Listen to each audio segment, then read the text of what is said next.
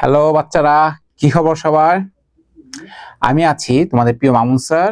আজকে একটি বেশ চমৎকার টপিক নিয়ে। হ্যাঁ, তোমরা যারা দশম শ্রেণীতে আছো, যারা কয়েকদিন পর বোর্ড পরীক্ষা দিবা, এবং একই সাথে যারা নবম শ্রেণীতে আছো, তাদের জন্য কিন্তু একটি সারপ্রাইজিং টপিক। সেটা কি বলতো? সেটা হচ্ছে আমাদের অধ্যায় 10 হিসাব বিজ্ঞানের আর্থিক বিবরণী, যেটাকে আমরা সবসময় বলি কি হট কেক। চলো, আজকে তোমরা ইতিমধ্যে জেনে গিয়েছো, আজকে থেকে শুরু হচ্ছে আমাদের হিসাব বিজ্ঞানের কি ম্যারাথন দৌড়, তাই না? তোমরা যারা ম্যাথন দৌড় পছন্দ করো, মানে আমার দীর্ঘ সেশন, একটা লম্বা সেশনে ক্লাস নেব, ঠিক আছে? মোটামুটি এই যে শুরু করলাম, আমরা ধরে নিচ্ছি 2 ঘন্টার মতো সেশন। তবে আতঙ্ক হওয়ার কিছু নেই। আমরা প্রথম পার্টে আলোচনা করব বা ম্যাথ প্র্যাকটিস করবো সৃজনশীল।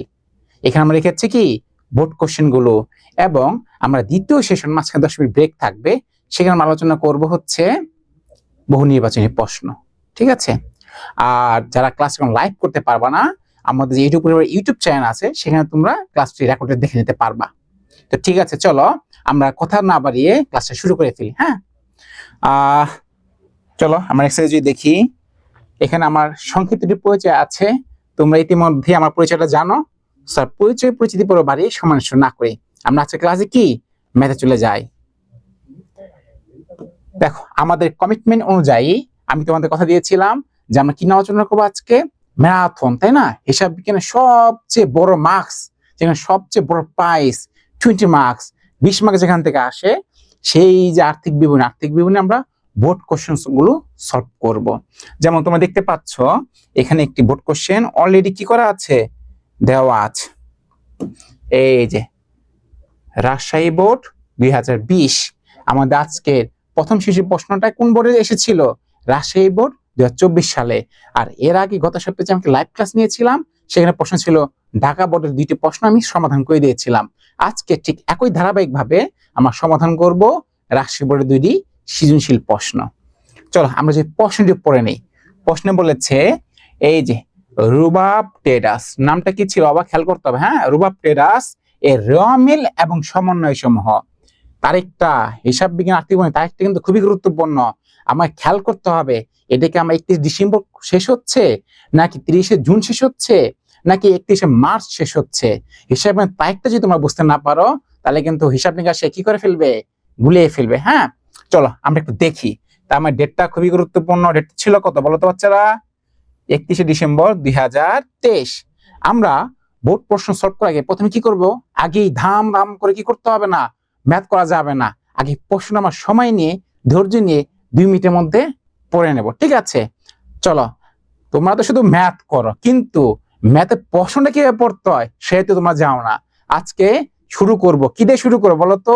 কিভাবে হিসাব বিজ্ঞানের আর্থিক বিবরণী প্রশ্নটা পড়তে হয়। এখানে বেশ কিছু গুরুত্বপূর্ণ জিনিস খেয়াল করতে হয়। এগুলো যদি তোমরা খেয়াল না করো, তাহলে ম্যাথগুলো কি হবে, নিশ্চিত ভুল হয়ে যাবে। প্রথমে কি করবো আমরা, এই যে গুরুত্বপূর্ণ ডেটটা খেয়াল করতে হবে। ম্যাথটা ঠিক কত সালে, কত থেকে শুরু হয়েছে? দেখো 31 ডিসেম্বর 2023 সালে শুরু হয়েছে। তারপর পড়বো একে হিসাবের নামগুলো। এই হিসাবের নামগুলো কোনগুলো? এই যে তথ্যগুলো দেওয়া আছে স্যার, হিসাবের নাম হাতে নগদ, মজুদ পণ্য বলতে প্রারম্ভিক মজুদ পণ্য। একটু খেয়াল করবে, আমি কিভাবে বুঝবো যে কোনটি প্রারম্ভিক আর কোনটি সমাপনী?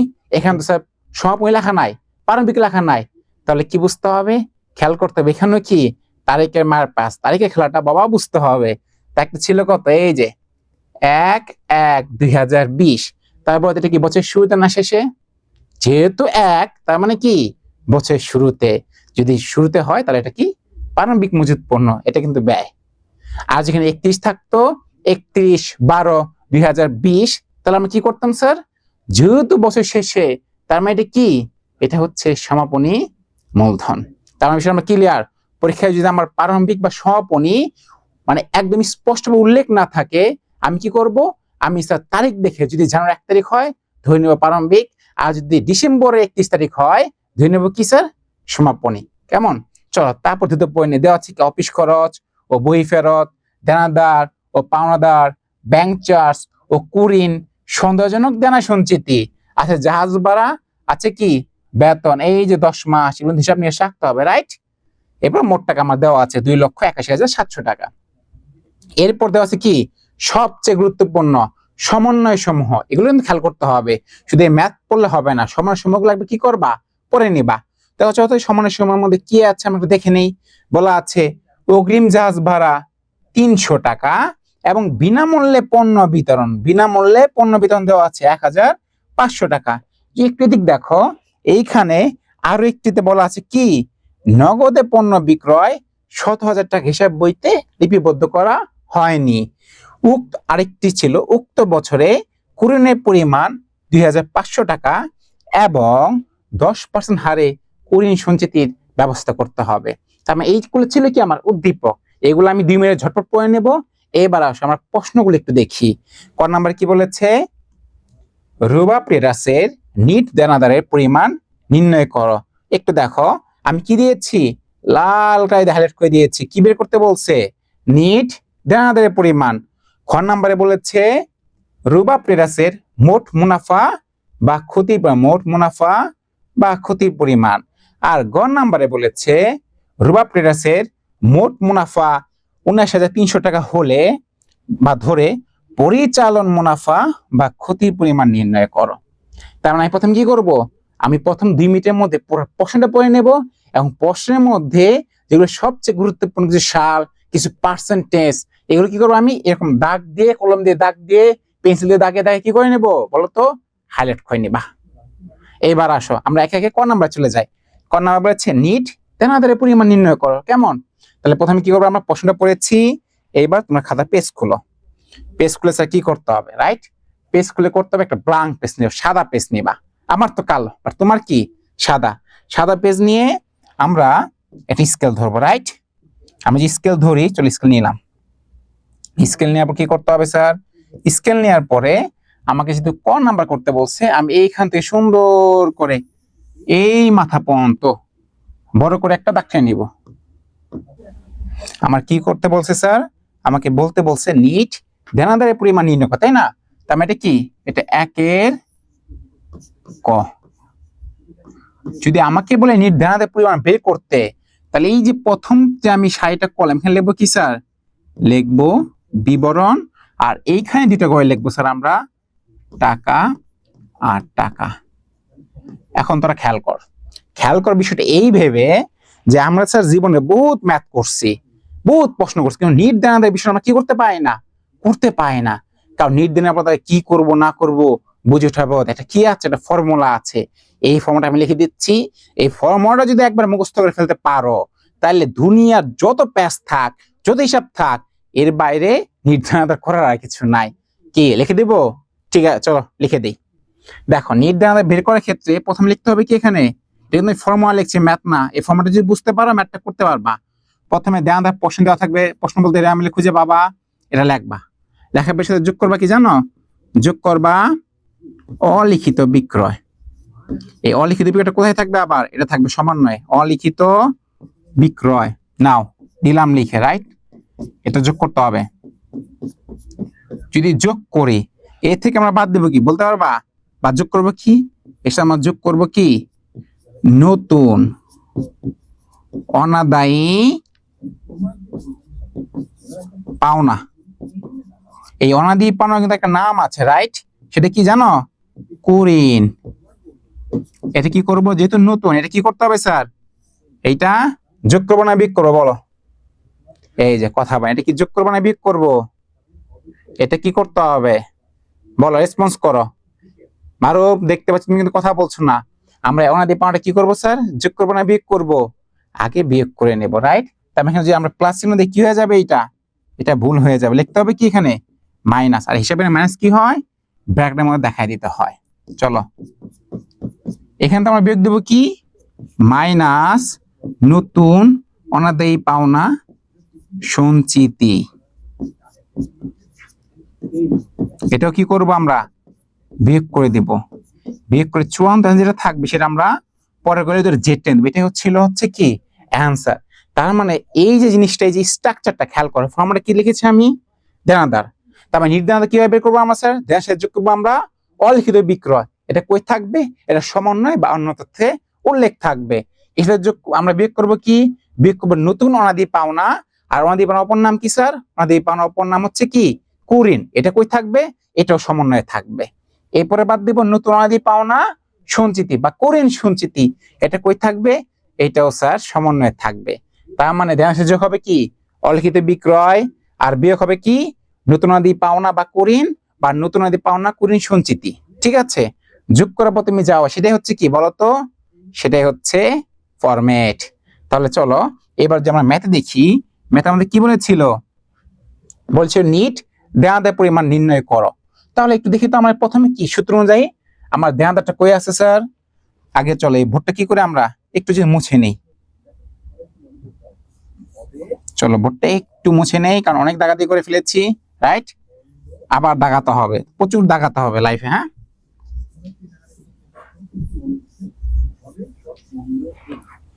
সব দাগায় মুছে ফেলছে, ঠিক আছে। দেখো আমাকে বলেছিল নিট দেনাদারের পরিমাণ নির্ণয় করো, তাই আমি শুরুতে বলছিলাম প্রথমে কি খুঁজতে হবে, দেনাদার, সেটা কই থাকবে, সেটা রেওয়ানে থাকবে।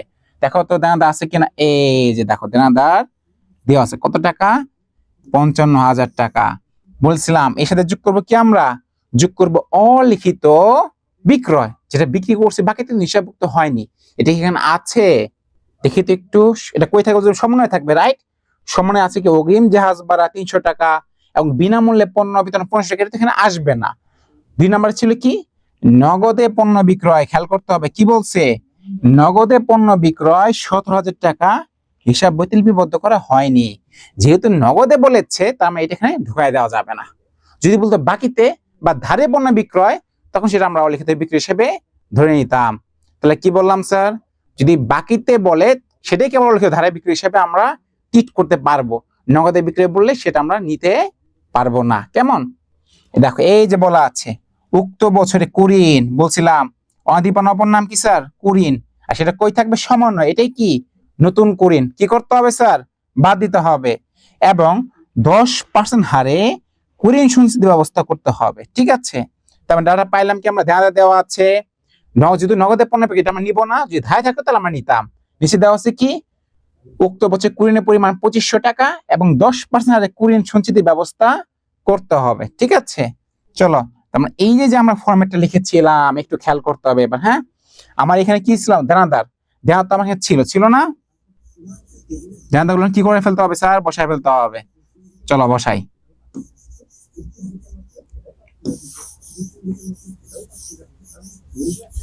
তার মানে আমার দেনাদারের পরিমাণ ছিল কত স্যার, ছিল 55,000 টাকা। এটা কই ছিল, এটা রেওয়া মিলে ছিল।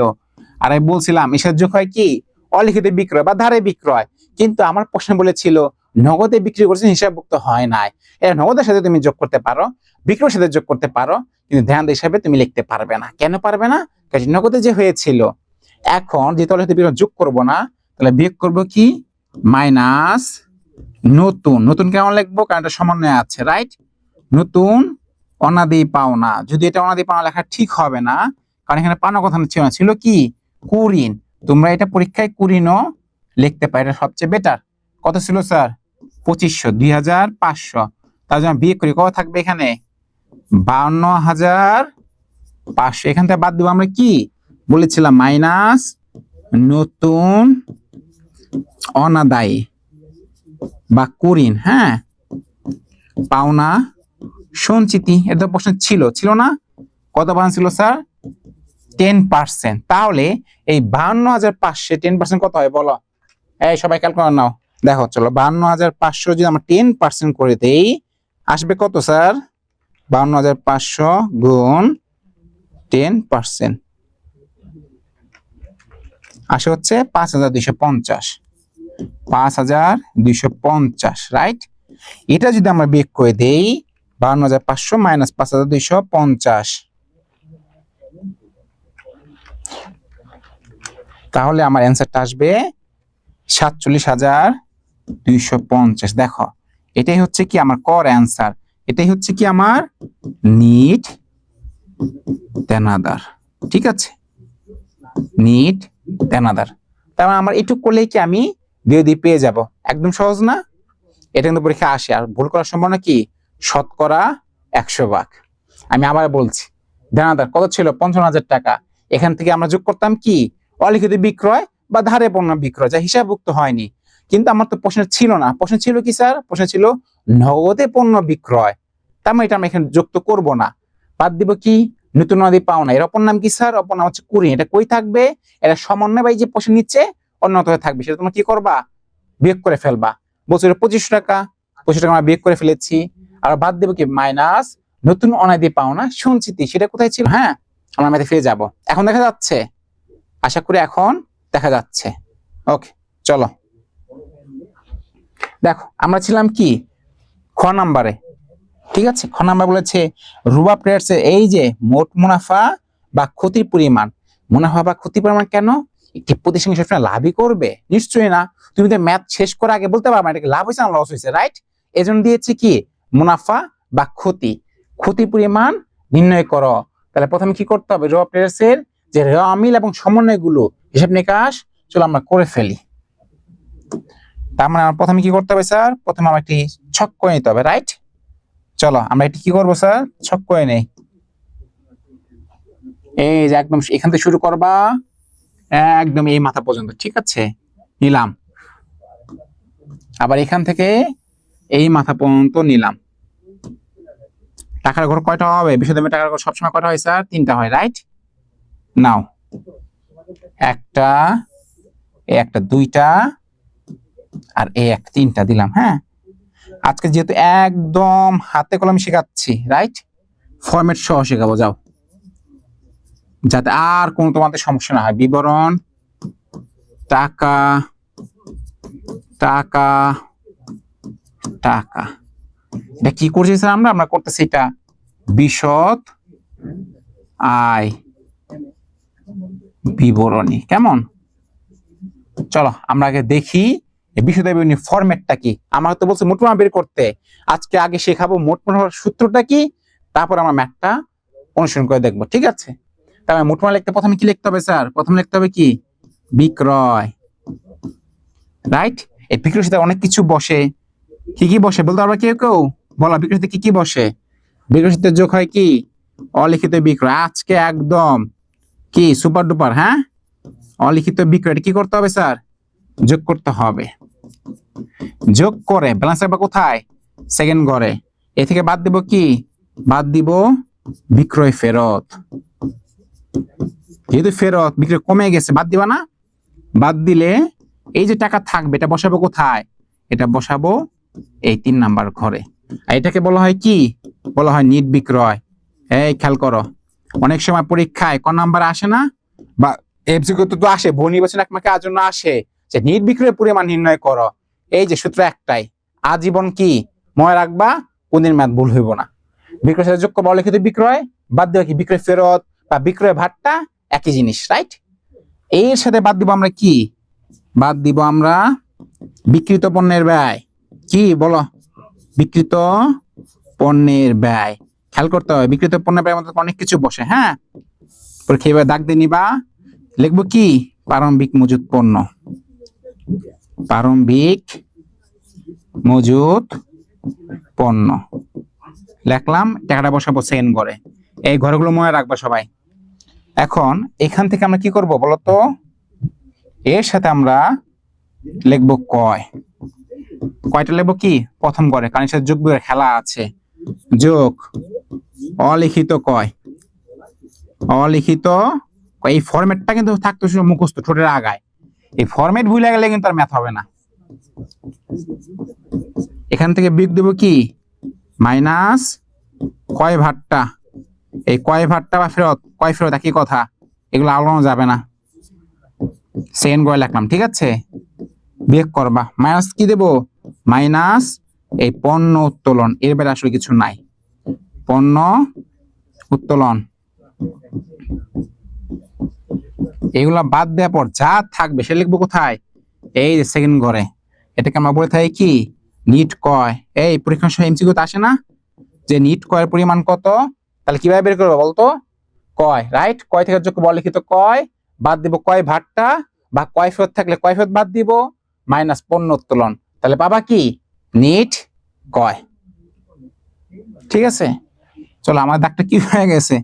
দাগটা আমাদের ছোট হয়ে গেছে। কেমন? তারটা বড় করে নেই। চলো, আর এটা কি করতে? এটা একটু উপরে তুলতে হবে। তার মানে আমরা নিট কয় শেষ। এখন কি করতে হবে? এখন দিতে হবে এই যে জাহাজ ভাড়া, প্রত্যেকক্ষণে খরচ থাকে না, সেগুলো লাগবে এখানে। জাহাজ ভাড়া আছে কি, আছে ডক চার্জ। বই তো তোমরা দেখো না বাচ্চারা, দেখলে তো জানতে এগুলো ডক চার্জ, রাইট? বসাই দিবা। আছে কি শুল্ক, শুল্ক মানে কি ট্যাক্স, রাইট? বসাই দিলা। এই যে এইগুলো বসানোর পরে যে অ্যামাউন্ট আসবে এগুলো যোগ করবা, প্রারম্ভিক মজুদ পণ্য সহ।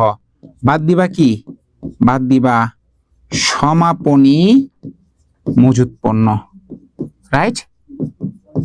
এই যে বাদটা দেওয়ার পরে যা থাকবে সেটাই ছিল কি বিক্রিত পণ্যের ব্যয়। এটা নির্বিক্রয় থেকে বাদ দিবা, বাদ দিলে যা থাকবে সেটাই হচ্ছে আমাদের মোট মুনাফা বা ক্ষতি। যদি টাকাটা যদি মাইনাস ফিগারে আসে তা সেটা কি ক্ষতি, আর যদি টাকাটা যদি পজিটিভ ফিগারে আসে তা সেটা কি লাভ। খেয়াল করো, মুনাফা বা লাভ একই কথা, ঠিক আছে? চলো তোমাদের এইবার একটু সামারি করে দেখাই কি লিখলাম এতক্ষণ। ছোট করবো আরো।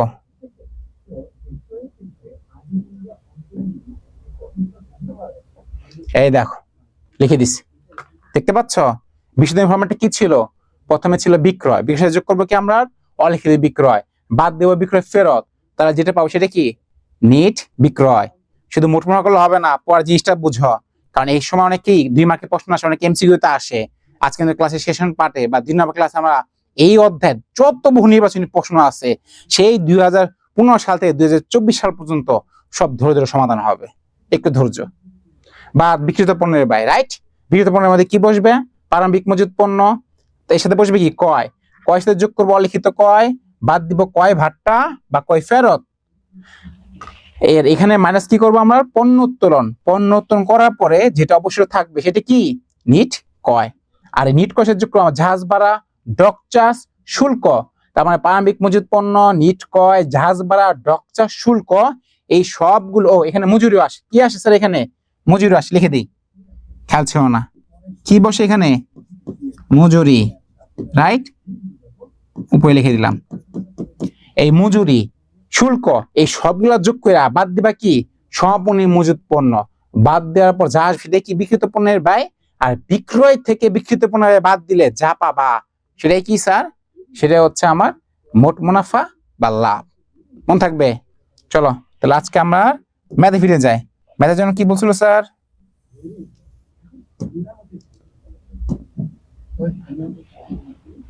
ম্যাথে আমাকে বলেছিল যে মোট মুনাফা বা ক্ষতি বের করতে, ঠিক আছে? তাহলে আমরা ম্যাথটার জন্য কি করবো, একটা দাগটা নিব। চলো নিলাম, একদম বড় বড় করে 3টা টাকার ঘর করবা। এটা সবসময় বিষয় দেবে কয়টা টাকার ঘর হবে, মনে রাখবা 3টা। বিবরণ টাকা টাকা, চলো লেখে ফেলো। বিবরণ টাকা টাকা আর কি টাকা। শেষ পর্যন্ত ধৈর্য থাকতে পারো আজকে এখান থেকে আমরা 20-এ 20 না হলো 20-এ 15 মার্কস বাসে নিয়ে ফিরবো, একটু ধৈর্য ধরতে হবে। এমসিকিউ আছে, আছে মজা। উপরে লিখবো কি স্যার? বিশদ আয় বিবরণী। কেমন? এটা কোন কোম্পানির নাম লিখতে হবে? রুবাব, রুবাব ট্রেডার্স, ট্রেডার্স। চলো আমরা তারিখটা খেয়াল করি। প্রশ্ন তারিখটা ছিল কত? এই যে 31 ডিসেম্বর 2023, ঠিক আছে? লিখে ফেলতে হবে। কি লিখবো? 31শে ডিসেম্বর 2023 সালের, কত সালের? 23 সালের সমাপ্ত বছরের জন্য, সমাপ্ত বছরের জন্য। এবার আমরা ফরম্যাটটা জানি, ফরম্যাটে কি লিখতে হবে? বিক্রয় দিয়ে শুরু করতে হবে, রাইট? চলো আমরা তাহলে টাকার অ্যামাউন্টগুলো আবার প্রশ্নে ফিরে যাই। দেখো তো কি ছিল, হাতে নগদ বসবে না, এটা কি প্রারম্ভিক মজুদ পণ্য বসাবো। ক্রয় ও বিক্রয়, ক্রয় আছে কত? 2,07,000, ঠিক আছে? ক্রয়ের সাথে কি নাই? কোনো ফেরত নাই, কিন্তু এখানে দেখো 2 নাম্বার আছে কি এই যে নগদে পণ্য বিক্রয় 17,000 টাকা, হিসাব বইতে লিপিবদ্ধ হয়নি। যদি হিসাব হয় নাই তার মানে বিক্রয় তো হয়েছে, হিসাব কোন হিসাবটা করবা না এবার। চলো হিসাবটা যে আমরা করি, ঠিক আছে? তার মানে 2,07,000 সাথে আমার যোগ করতে হবে কত স্যার? 17,000 টাকা। চলো লিখে ফেলো এখানে ঝটপট কি বিক্রয়, বিক্রয় কত টাকা স্যার? 700। এর সাথে আমরা যোগ করব যোগ অলিখিত বিক্রয়, সেটা কত টাকা স্যার? সেটা হচ্ছে 17,000 টাকা, রাইট? তার মানে আমার এখানে আর কি আসতেছে তাহলে? 2,17,700। এটাকে আমরা বলবো কি স্যার? এটাকে বলবো আমরা নিট বিক্রয়। ওই যে ফরম্যাট অনুযায়ী একটু যে লিখে দিয়েছি। আর এই নিট বিক্রয় থেকে আমরা বাদ দেবো কি? দেখো, বাদ বিক্রিত পণ্যের ব্যয়, বিক্রিত পণ্যের ব্যয়, ঠিক আছে? এই যে বিক্রিত পণ্যের ব্যয় লিখলাম, এর সাথে আমরা বসাবো কি?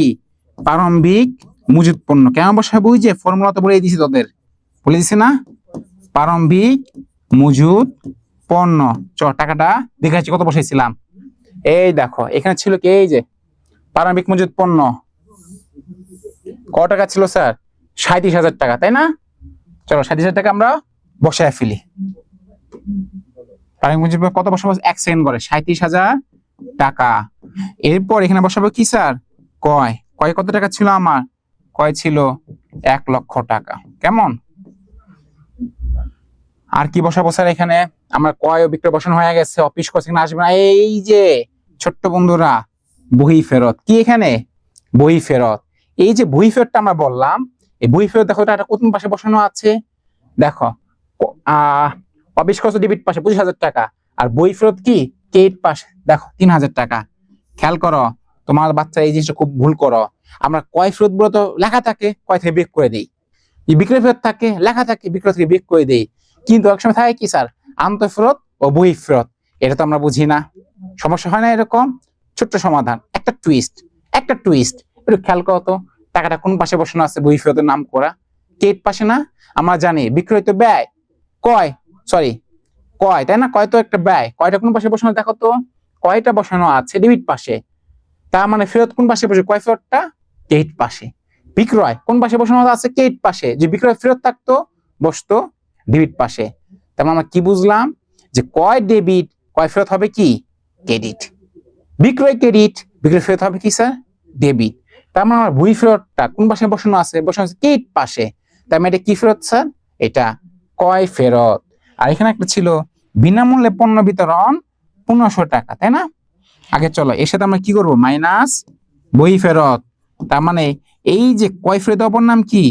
বই ফেরত। কত টাকা ছিল? 3,000 টাকা। এটা কি করবো? ফেলবো স্যার, মাইনাস করে ফেলবো 97,000 টাকা, রাইট? এখান থেকে আমরা বাদ দিব কি? ওই যে বলছে বিনামূল্যে পণ্য বিতরণ মাইনাস পণ্য বিতরণ বা উত্তোলন। কত টাকা ছিল? 1500 টাকা, 1,500। তার মানে এই 97,000 টাকা যদি বাদ দিস, মাইনাস 1,500, পাবো হচ্ছে 95,500। কেমন? চলো বোর্ডটা একটু উপরে তুলতে হবে।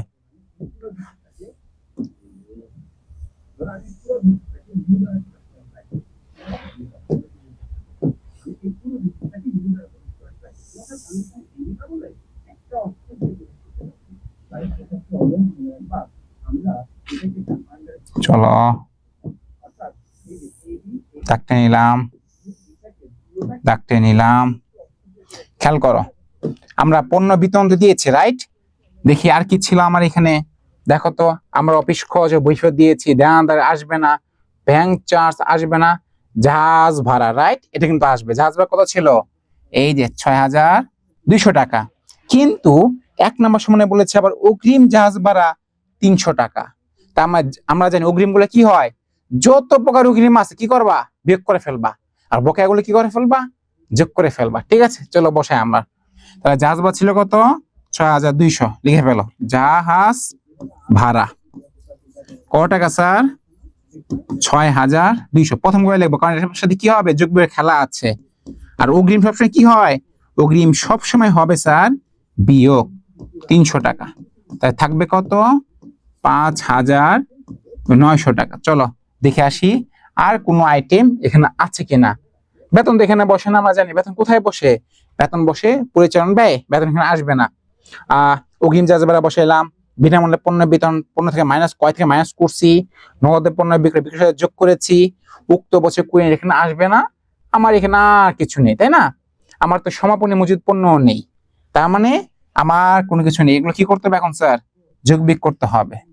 যদি আমরা যোগ বিয়োগ করি, ক্যালকুলেটর হাত লাগাও, 37,000 প্লাস 95,500 প্লাস 5,900, দেখো কত আসে আমার এখানে, 1,38,400। এটা কি?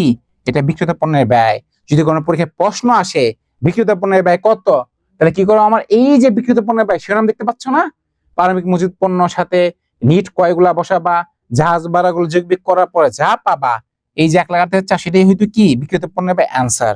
কিন্তু আমার প্রশ্ন বলেছে কি, প্রশ্ন বলেছে আমার মোট মুনাফা বা ক্ষতি বের করতে।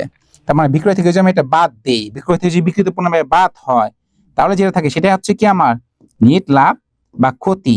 দেখো আমার অ্যামাউন্টটা কিসে আসছে, অ্যামাউন্ট আসছে স্যার পজিটিভ ফিগারে, রাইট, প্লাস, তার মানে আমার ব্যয়ের চাই বেশি প্রতিষ্ঠানটির লাভ হয়েছে। ড্রপ টেস্ট লাভ কত, লাভ হচ্ছে 79,300 টাকা। কেমন?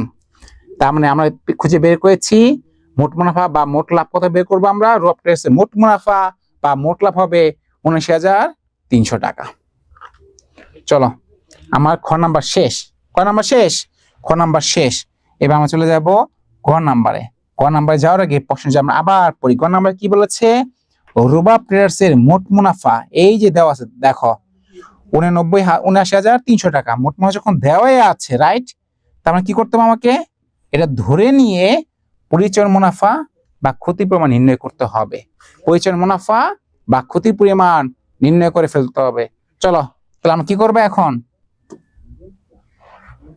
একটা জিনিস খেয়াল করো, আমরা মোট লাভ বের করছি কত, 79,300 না, আমার কোন নাম্বারে বলছে কি মোট মুনাফা এত টাকা ধরেই নিট মুনাফা বা পরিচালন মুনাফা করে ফেলতে। কি কিছু কি মিল পাচ্ছ? সেটা কি মোট লাভটা আমি যেটা বের করছি আর পার্সেন্টেজ দেওয়া আছে সেটা কি এক সেম হয়েছে না? অঙ্কটা হয়েছে, বাট সবসময় যে সেম হইতে দিব এমন কোনো কথা নাই। অনেক সময় যারা বোর্ডে প্রশ্ন করে, কিছু দুষ্টু টিচার আছে কি করে, একটু প্যাচ দিয়ে দেয়, দেখা যায় উত্তর হবে একটা আর ঘর নাম্বারে মোট মুনাফা দিয়ে দেয় আরেকটা। তার মানে ঘর নাম্বার প্রশ্নে যে মোট মুনাফা সবসময় উত্তর যেটা সেটাই হবে এমন কোনো কারণ নেই বা কোনো বৈজ্ঞানিক ব্যাখ্যা নেই। তবে আমরা ধরে নেই বেশিরভাগ ক্ষেত্রে কি থাকে, দেওয়াই থাকে। তবে তোমাকে তো মোট লাভ বের করতে হবে, শুধু তাই না, মোট লাভ 79,300 টাকা লিখলে কিন্তু টিচার মার্কস দেবে না, দেবে কত, 0, 10-এ 10 পাবা না। ঠিক আছে, চলো আমরা এবার কি করব, আমরা ঘ নাম্বারটা করব। বোর্ডটা আমরা একটু বাড়ায় নেই। ক নাম্বার কি বলছিল স্যার, ক নাম্বারে বলেছিল আমার পরিচালন মুনাফা বের করতে। তার মানে কি করবো, প্রথমে আমি একটা ছক করে নেব, কেমন, নিলাম। টাকার উপর কয়টা হবে, সবসময় 4 হবে, সবসময় কয়টা স্যার, 3টা, কেমন, নিলাম। চলো লিখে ফেলি বিবরণ, বিবরণ টাকা, টাকা, টাকা, শুধু টাকা আর টাকা। হ্যাঁ, আমার সবাই টাকাকে ভালোবাসে, স্যারও ভালোবাসে, হ্যাঁ স্যারও কি টাকাকে ভালোবাসে। তার মানে আমার বের করতে বলছে কি পরিচালন মুনাফা, আর প্রশ্ন দেওয়া ছিল কি স্যার, প্রশ্ন দেওয়া ছিল আমার মোট লাভ। খেয়াল করো মোট লাভ কত দেওয়া ছিল, মোট লাভ প্রশ্ন দেওয়া ছিল 79,300 টাকা। এখন এখান থেকে আমরা পরিচালন মুনাফা কিভাবে বের করব, প্রশ্ন তো আছে, আছে না, আমরা পরিচালন মুনাফা ঠিক একটি উপায় বের করতে পারি। সেটা কি, এই যে মোট লাভটা দেওয়া আছে এখান থেকে আমরা যোগ করবো পরিচালন আয়, বাদ দিব পরিচালন ব্যয়, আবার যোগ করব অপরিচালন আয় বা অন্যান্য আয়, বাদ দিব অপরিচালন ব্যয় বা অন্যান্য ব্যয়, বাদ দেওয়ার পর যা থাকবে সেটাই কি, সেটাই হচ্ছে আমার নিট লাভ বা ক্ষতি। কিন্তু আমরা তো নিট লাভ বা ক্ষতি চাইনি, চেয়েছে কি পরিচালন মুনাফা। তার মানে আমি মোট লাভের সাথে যদি পরিচালন আয় যোগ করি আর পরিচালন ব্যয় বিয়োগ করি তাহলে কি পেয়ে যাবো, আমি পরিচালন মুনাফা। চলো আমরা এখানে তাহলে কি করব, আগে শিরোনাম লিখে দেব যোগ, যোগ কি পরিচালন আয়। পরিচালন আয় খুব একটা বেশি নাই, পরিচিতর মধ্যে 2 থেকে 3টা জিনিস আছে, তার মানে 2 আঙ্গুল গ্যাপ রাখবো, কয় আঙ্গুল, 2 আঙ্গুল। বাদ দিব কি পরিচালন ব্যয়। এই হিসাব বিজ্ঞানে যত প্যাস সবাই পরিচালন ব্যয়ের মধ্যে, রাইট। এটা ব্যবসায় পরিচালনা করা কিন্তু মুখের কথা না, অনেক জটিল। তা আমরা এই দুনিয়া যত প্যাস আছে বেশিরভাগ কই আছে, পরিচালন ব্যয়ের মধ্যেই দেওয়া আছে। আমরা যে প্রশ্নটা পড়ি খুঁজে বের করতে হবে পরিচালন আয় বা ব্যয় কই দেওয়া আছে। হাতে নগদ সম্পদ আসবে না, প্রারম্ভিক মজুদ পণ্য ব্যয়, বিক্রিত পণ্য ব্যয় আসবে না, ক্রয় ও বিক্রয় দিয়ে দিছে, আসবে না। এই দেখো তো অফিস খরচটা আছে না, কত টাকা? অফিস খরচ দেওয়া আছে হচ্ছে 25,000 টাকা। তার মানে কি আসবে? এটা ব্যয় চলে আসবে। চলো লিখে ফেলি। অফিস ব্যয়ের মধ্যে অফিস খরচ কত টাকা স্যার? 25,000 টাকা। এর সাথে সমন্বয়ের কোনো বকেয়া অগ্রিম নাই, যোগ্যের কোনো কামঝাপও নাই। তারপর আছে দেনাদার। এই যে খেয়াল করতে হবে দেনাদার সাথে কি আছে, একটা ছোট্ট প্যাচ, ছোট্ট খেলা আছে। আচ্ছা দেনাদার আমি সব শেষে করবো, ইটিসটা দিয়ে রাখলাম। দেখো আছে কি, ব্যাংক চার্জ। ব্যাংক চার্জ এখানে আসবে, যা আসবে না, বেতনটা আসে। হ্যাঁ চলো আমরা বসায় দিই। ব্যাংক চার্জ আছে কত? 1500। চলো লিখে ফেলি। ব্যাংক চার্জ কত টাকা স্যার? 1500। আরেকটা জিনিস কি আসবে স্যার? বেতন। একটু খেয়াল করতে হবে, বেতন কত টাকা আছে? বেতন সময় দেওয়া আছে কত দেখো তো, এই যে 36,000 টাকা। কিন্তু বেতনটা কয় মাসের? 10 মাসের। আর আমরা অঙ্কটা করি কত দিনের? অঙ্কটা করছি আমরা 1 বছর বা 12 মাসের। তার মানে আমার এখানে দেওয়া আছে কয় মাসের? 10 মাসের। তার মানে কম আছে না বেশি আছে? বুঝো, আমরা ম্যাথটা করতেছি কত দিনের? ম্যাথটা করতেছি স্যার আমরা 1 বছর মানে 12 মাসের। কিন্তু প্রশ্নে দেওয়া আছে কত দিনের? 10 মাসের দেওয়া আছে, কম দেওয়া আছে। এই কম মানে কি স্যার? কম মানে বকেয়া। আর যদি বেশি থাকে সেটা কি? অগ্রিম। খেয়াল করতে হবে। হ্যাঁ তার মানে আমার বেতন দেওয়া আছে কত? 36,000 টাকা। বসাও 36,000 টাকা। তার মানে যেহেতু কম, কম মানে কি স্যার? বকেয়া যোগ বকেয়া বেতন। এই বকেয়া বেতন কত টাকা আছে কিভাবে বের করব? এই যে ক্যালকুলেটর হাতে নিবা, রাইট? নিয়ে চাপো এই 36,000, রাইট? এর মধ্যে প্রশ্নে কয় মাসে বেতন দেওয়া ছিল? 12 মাস না 10 মাসের। ভাগ দিবা 10 দিয়া, পাবা কত? 3,600। কয় মাসের? 1 মাসের। বাকি আছে কয় মাসের? 2 মাসে। গুণ 2। এই যে 7,200 টাকা পাইলা, এটাই হচ্ছে কি আমার বকেয়া বেতন। এর সাথে যদি 36,000 যোগ করো পাবা 43,200 টাকা। খেয়াল করো, আমি জানি অনেক পণ্ডিত আছে এটা এখনো কি করো নাই, বুঝো নাই, তার জন্য আবার রিকল করছি। বেতন রেহামলে দেওয়া ছিল 10 মাসের 34,000 টাকা, তাই না? এখন ম্যাথটা তো করতেছে আমরা 1 বছরের 12 মাসের। তার মানে আমার তো এখানে কম দেওয়া আছে, 2 মাসে কম দেওয়া আছে, এখানে 10 মাসেই দেওয়া, 12 মাসে দেওয়া নেই। বেতন লাগবে 34,000 টাকা 10 মাসের। এখন যেহেতু কম তার মানে বকেয়া, যে বকেয়া বেতন। কিন্তু টাকাটা বের করবো কিভাবে? আমি কিভাবে বুঝবো 7,200 টাকা হবে? কেন 8,000 টাকা নয়? কেন 6,000 টাকা নয়? যেহেতু 10 মাসের ছিল 36,000 টাকা, তাহলে 1 মাসের কত? 36,000 ভাগ 10, তাহলে 1 মাস পেয়ে যাবা। তা 2 মাসের কত? গুণ 2, পেয়ে যাবা 7,200। ঠিক আছে, আমরা বকেয়া বেতন পেয়ে গিয়েছি। চলো আবার প্রশ্নে ফিরে যাই। এখানে আছে বিনামূল্যে পণ্য বিতরণ। যেহেতু বিনামূল্যে পণ্য বিতরণ, নাকি বিজ্ঞাপন হয়েছে না? তোমরা তো জানো অনেক কোম্পানি কি করে, বিনামূল্যে যে পণ্য প্রোডাক্ট সেবা টেবা দেয়, কর্পোরেট সোশ্যাল রেসপন্সিবিলিটি দিয়ে কি করে, তাদের একটি প্রচারণা চালায়। অনেকে আছে না তোমাদের স্কুলে আসে, কলম দেয়, ডায়েরি দেয়, নোট দেয়, খাতা দেয়, কি করে, গেঞ্জি দেয়, টি শার্ট দেয়, কেন দেয়? কলম দেয়, পেন্সিল দেয়, জ্যামিতি বক্স দেয়, বিজ্ঞাপন যে তাদের প্রোডাক্টটা ভালো, তুমি জানলা, তুমি কিনো, ব্যবহার করো। ঠিক আছে, তারপর বিনামূল্যে পণ্য বিতরণ, এটা কি? এটা বিজ্ঞাপন। এটা এখানে বসে যাবে, কেমন? চলো এখানে বসে দেই বিজ্ঞাপন নাম দিয়ে। বিজ্ঞাপন কত টাকা স্যার? 1500 টাকা। বলছিলাম আরেকটা খেলা আছে, এটা কিসের খেলা? দেনাদারের খেলা। শেষে রেখে দিয়েছিলাম এই যে স্টার মার্ক, দেখতে পাচ্ছ? এই যে স্টার মার্ক দিয়ে রাখছি। দেনাদারটা বোঝা অত্যন্ত আবশ্যক। দেনাদার তো আমরা জানি 40 সম্পদ, এটা এখানে আসবে না, কিন্তু এই যে খেলাটা এখানে দেখো স্টার দিয়ে রাখছি, এই দেনাদার পাশটা বোঝা অত্যন্ত আবশ্যক, নাহলে পরীক্ষায় ভুল করে বসবা। উক্ত বছরে কুরিনের পরিমাণ ছিল কত? 2500 টাকা, এবং 10% কুরিন সঞ্চিতি ব্যবস্থা করতে হবে। এই যে যে আসলো, তাই না? তার মানে কি করতে হবে স্যার? এখন এখানে লিখতে হবে। লেখো, কি লিখবো আমার? নতুন কুরিন। মনে রাখবা যেটা সমন্বয় থাকবে সেটা কি? নতুন। কত টাকা বলছে? 2500 টাকা। এর সাথে বলছে অবশিষ্ট, বলছে না? তার মানে কি?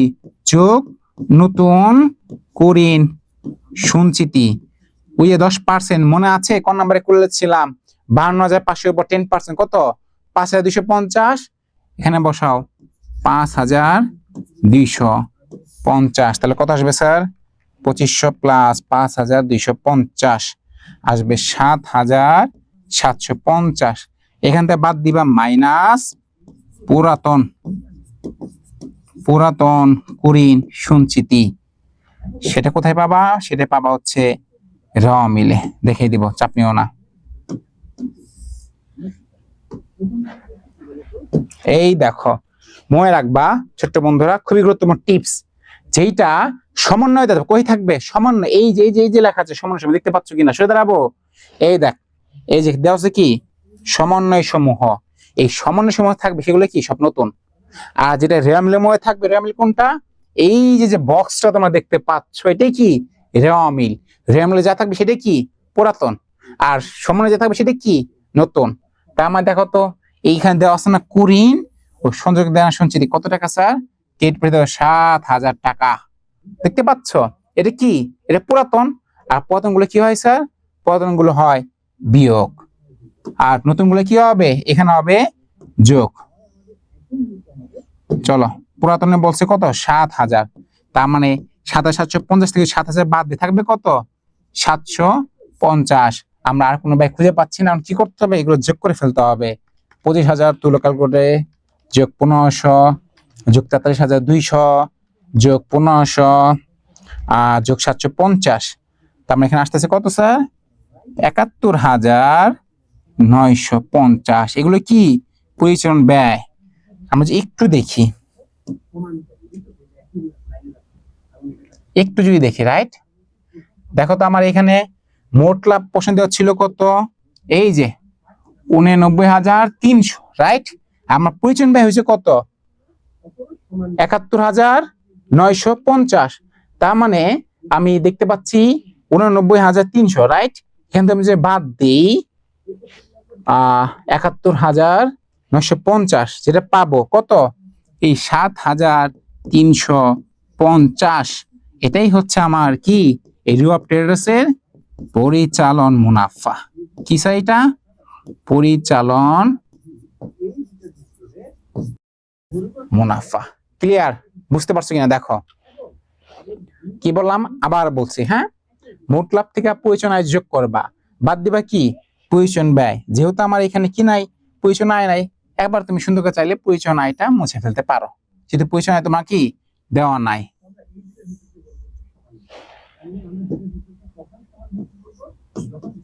দেখো, বুঝতে না পারলে একটু জানাও। আশা করি ম্যাথ গুলো কি খুবই সহজ। তোমরা তো একদম দশম শ্রেণীর জন্য কয়দিন পর বোর্ড পরীক্ষা দিবা। এই সময়ে বোর্ড পরীক্ষার প্রশ্ন সমাধান করার কোনো বিকল্প নাই। তোমরা যত পারবা বেশি বেশি করে বোর্ড কোশ্চেন সমাধান করবা আর মডেল টেস্ট অ্যানালাইসিস করবা, কারণ practice makes a man perfect. তুমি যত বেশি প্র্যাকটিস করবা, তুমি তত বেশি কি হয়ে যাবা? দক্ষ হয়ে উঠবা। তার মানে আমার আজকের যে আলোচনা টপিক ছিল একটা বোর্ড কোশ্চেন, সেটা কিন্তু আমরা কি করে ফেলেছি? সমাধান করে ফেলেছি, রাইট? চলো, এবার আমরা কয় নাম্বারে যাব? দেখো, এখানে আরো একটা প্রশ্ন আছে। আমরা জানি এভাবে থেকে কয়টা প্রশ্ন হয় স্যার?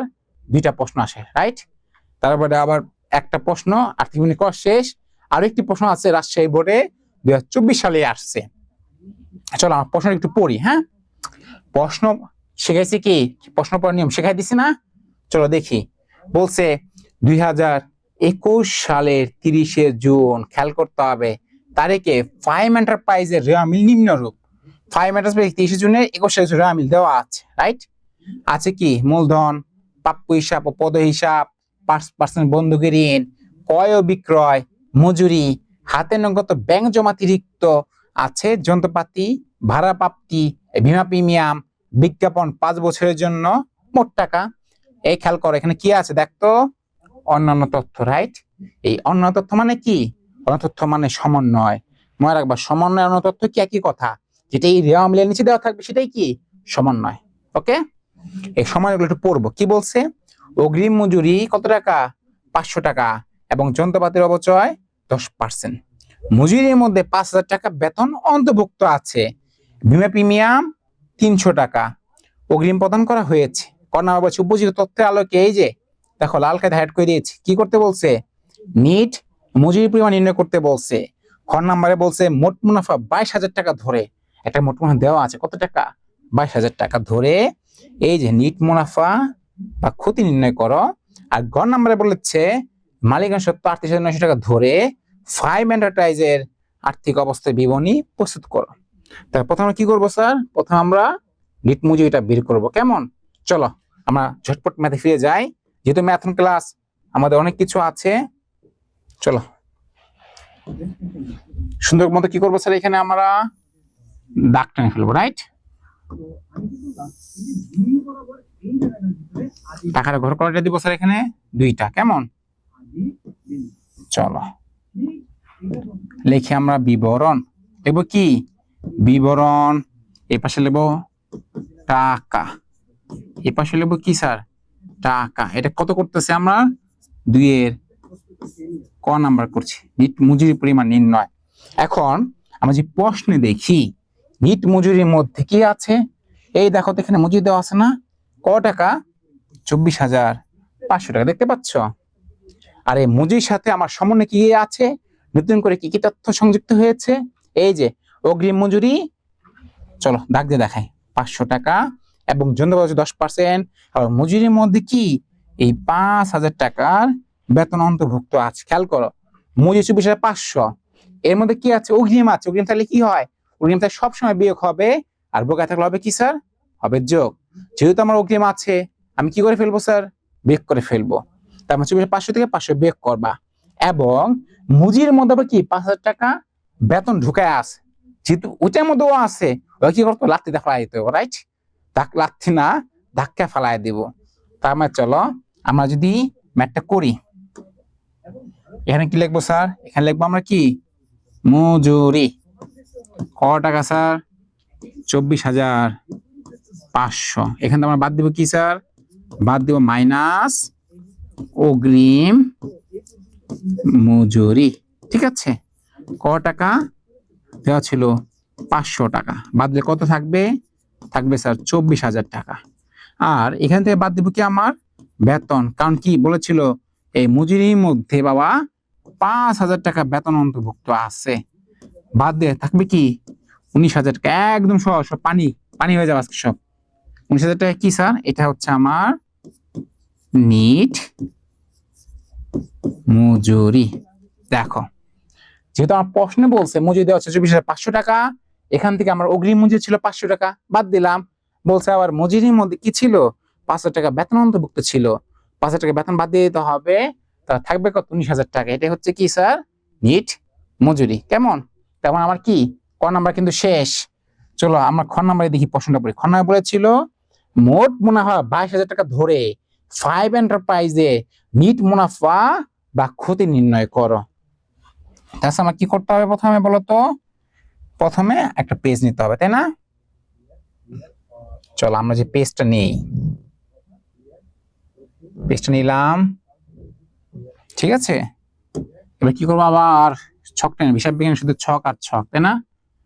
ছকটাই তো মজা, ছকটাই কি মজা। টাকার ঘর হবে কয়? 3টা, 1টা 2টা 3টা, ঠিক আছে? লিখবো কি এখানে? প্রতিবারের মতোই বিবরণ টাকা টাকা টাকা, ঠিক আছে? বই লিখবো কি স্যার? বিশদ আয় বিবরণী। এখানে কোম্পানির নাম লিখে ফেলবা। এখানে লিখবা কি?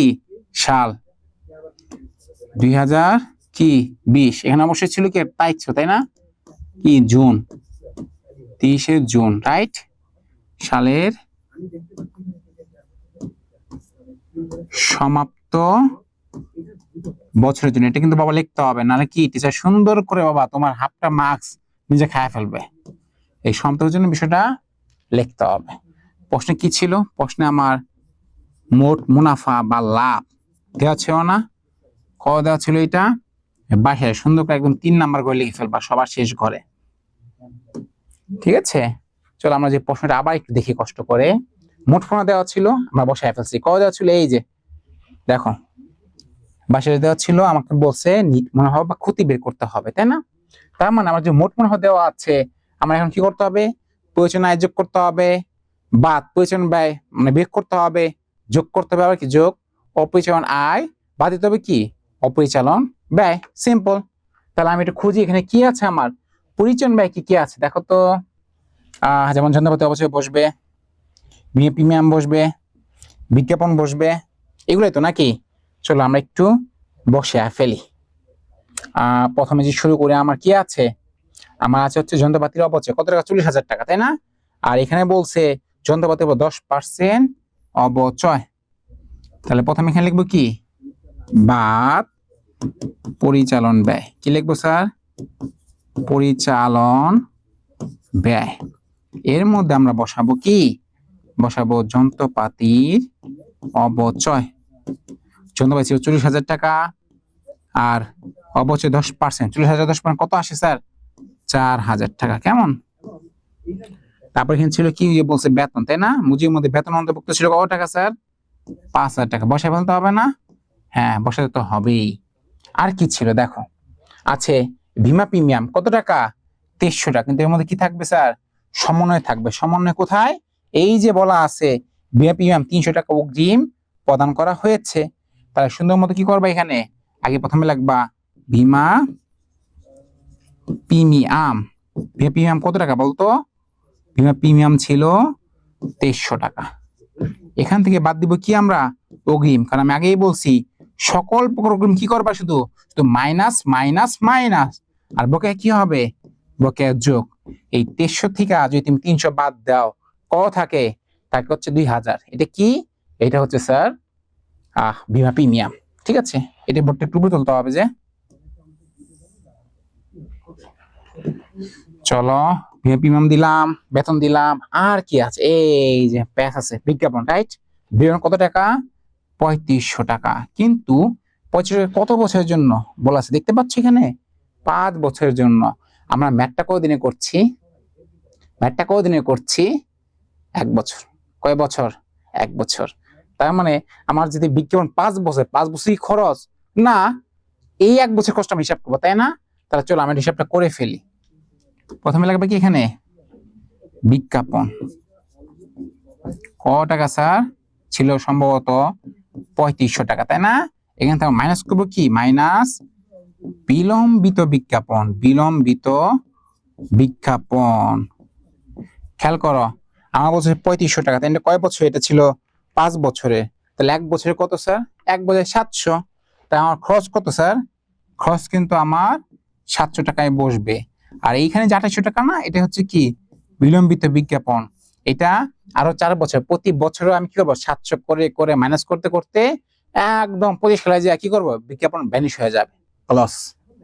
তার মানে বিলম্বিত বিজ্ঞাপন কত স্যার, 700 টাকা। কিভাবে বের করলাম, যদি বিজ্ঞাপন ছিল 3500 টাকা, তাও ছিল 5 বছরের জন্য, তাহলে আমরা যদি অঙ্ক 1 বছরে করছি, তাহলে আমার বিজ্ঞাপন কত হবে, 700 টাকা। এই 3500-কে 5 দিয়ে ভাগ দিবা, কি 4 দিয়ে গুণ দিবা, গুণ দিয়ে থাকবে 2800 টাকা, বাদ দিয়া যে 700 টাকা থাকবে, সেটাই কি, সেটা হচ্ছে স্যার এই বছরের খরচ। ঠিক আছে, চলো দেখি আমরা কি করলাম। আমরা বিজ্ঞাপন দিয়ে দিয়েছি, প্রিমিয়াম দিয়েছি, আর তো কিছু দেখছি না, দেখতে পাচ্ছি না। চলো, তার মানে আমার এইগুলো কি স্যার, এইগুলো হচ্ছে আমার পরিচালন ব্যয়।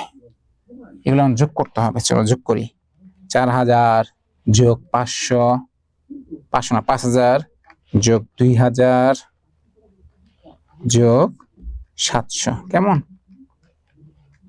আসছে তোমার কত স্যার, আসছে তোমার 11,700। একটু খেয়াল করি যদি দেখি তার কিছু বাদ পড়ে গিয়েছে কিনা। মূলধন আসবে না, প্রাপ্য আসবে, বন্ধু ঋণ, এটা ব্যয় বসাবো। মজুরি আসবে না, এখানে যন্ত্রপাতির অবচয় দিয়েছি। ভাড়া প্রাপ্তি আয় বসাবো। বীমা প্রিমিয়াম 2300 বসাইছি। বিজ্ঞাপন 5 বছরের, মজুরির মধ্যে অন্তর্ভুক্ত। বীমা প্রিমিয়াম 300 আদান প্রদান। আর ঠিক আছে, এখানে আর বসানোর মতো কিছু নেই, কেমন।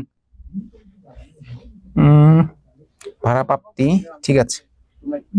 চলো আমরা যদি এখানে একটু কি করি, ক্যালকুলেশন করি, করলে কত আসবে স্যার, আসবে 11,700 টাকা। এটা কি করবো আমরা, বিয়োগ করে দিব। কই থেকে বিয়োগ করবো, ওই যে 22,000 টাকা ছিল না, বড় প্রশ্ন দেওয়া, সেখান থেকে আমরা বিয়োগ করলে পাবো 10,300 টাকা। এটাকে আমরা বলবো কি, এটাকে আমরা বলবো পরিচালন মুনাফা। পরিচালন মুনাফা। দেখছো ম্যাথটা কত বড়, হ্যাঁ? প্রশ্ন করতে করতে কি আমাদের জায়গায় ছোট হয়ে গেছে, তাই না? সমস্যা নেই, এই যে জায়গা বড় করে নিলাম। পরিচালন মুনাফা। এখন এর সাথে আমরা যোগ করব কি, যোগ অন্যান্য আয়। এই অন্যান্য আয় কোন কি বলে, অনেকে বলে থাকে অপরিচালন আয়, বাবা একই কথা, আর তেমন কিছু নেই। আর বাদ দিব কি, বাদ দিব আমরা অন্যান্য ব্যয়। ঠিক আছে, এখন এখানে অন্যান্য আয়ের মধ্যে একটা এম ছিল, সেটা কি জানো, ভাড়া প্রাপ্তি। চলো আমরা দেখে নিই ভাড়া প্রাপ্তি কত টাকা ছিল। ঠিক আছে, এই যে দেখো, দেখতে পাচ্ছ ভাড়া প্রাপ্তি ছিল, এই যে দুইবার একটু দাগ টেনে নিই, কত, 5,000 টাকা। ঠিক আছে, যদি আমরা বসাই ভাড়া প্রাপ্তি কত, 5,000 টাকা, যেহেতু একটাই আইটেম সরাসরি আমরা কোথায় বসাবো, একদম লাস্টে করে বসায় ফেলবো। ঠিক আছে, আর অন্যান্য ব্যয় যাবে কি, এই যে দেখো তো 5% বন্ধক ঋণ ছিল না, এটা আমার কত টাকা ছিল, 35,000 টাকা।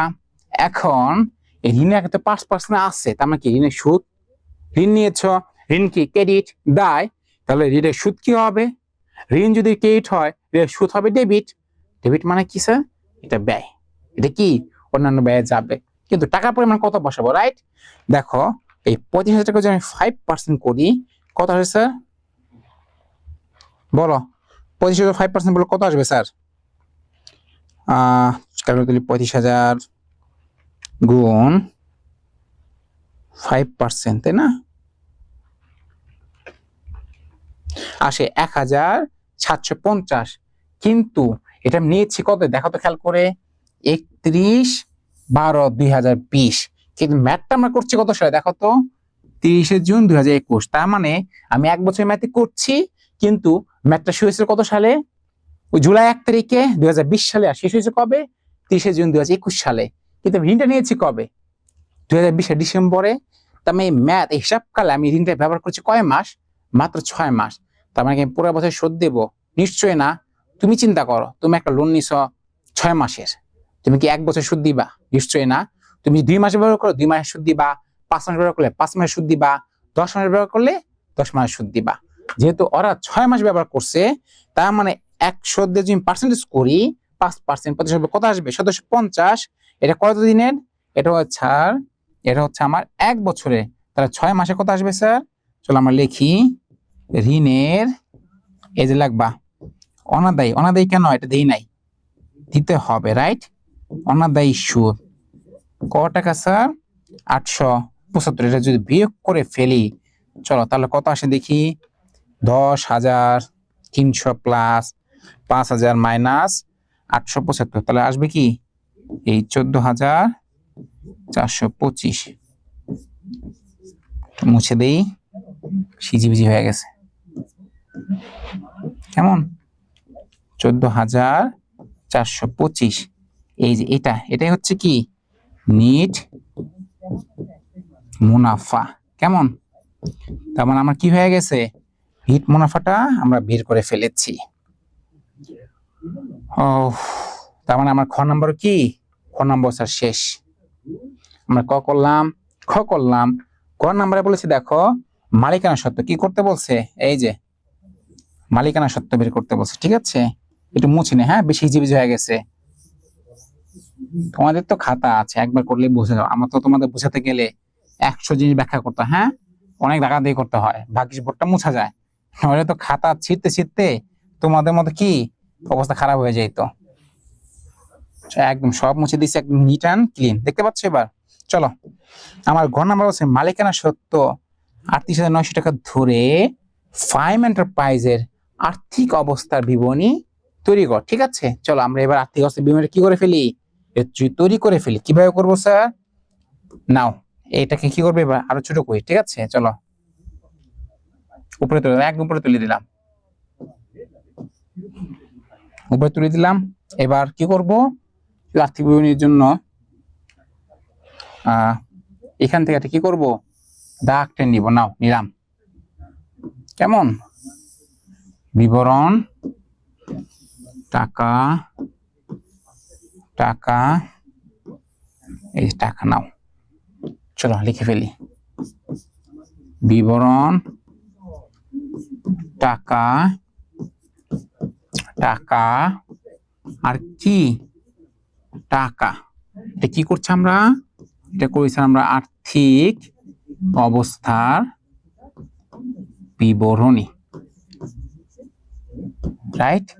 সালটা কি লিখবো আমরা? সালটা লিখবো 30শে জুন 2021। এখানে সমাপ্ত বয়সের জন্য লেখা যাবে না। চলো আমরা আর্থিক বিবরণী জানি কি, আমার সম্পদ কি, সম্পদ যদি 10 টাকা হয়, দায় ও মালিকানার সাথে যোগ করে কত হইতে হবে? 10 টাকা হইতে হবে। তাই প্রথমে লিখবো কি? সম্পদ সমূহ, রাইট। লিখে ফেলি সম্পদ সমূহ। প্রথমে লিখবো কি আমরা বলতো? স্থায়ী সম্পদ, ঠিক আছে। চলো আমরা দেখি স্থায়ী সম্পদের মধ্যে কি কি আছে। প্রথমে দেখতে পাচ্ছি এই যে যন্ত্রপাতি, রাইট। যন্ত্রপাতি কত টাকা আছে? 40,000 টাকা। এখানে বাদ দিব কি আমার? পঞ্জীবিত অবচয়। চলো আমরা লিখে ফেলি যন্ত্রপাতি কত টাকা? 40,000 টাকা। সেকেন্ড করে লিখলাম, এখানে আমরা বাদ দিব মাইনাস, সংক্ষেপে লিখে, হ্যাঁ, পঞ্জীবিত অবচয় সেটা কত টাকা আছে? সেটা হচ্ছে 4,000 টাকা। কই বের করছি আমরা? খ নাম্বার বের করে নিয়েছি। তার কত টাকা থাকবে এখানে? 36,000 টাকা, ঠিক আছে। এখন এখানে আমরা কি লিখবো? চলতি সম্পদ আছে, আমরা জানি অনেকগুলো সম্পদ, স্থায়ী সম্পদ, চলতি সম্পদ, তারপর কি আছে? অলিক সম্পদ, তাই না? চলো চলতি সম্পদ যেমন দেখি, চলতি সম্পদে কি কি আছে।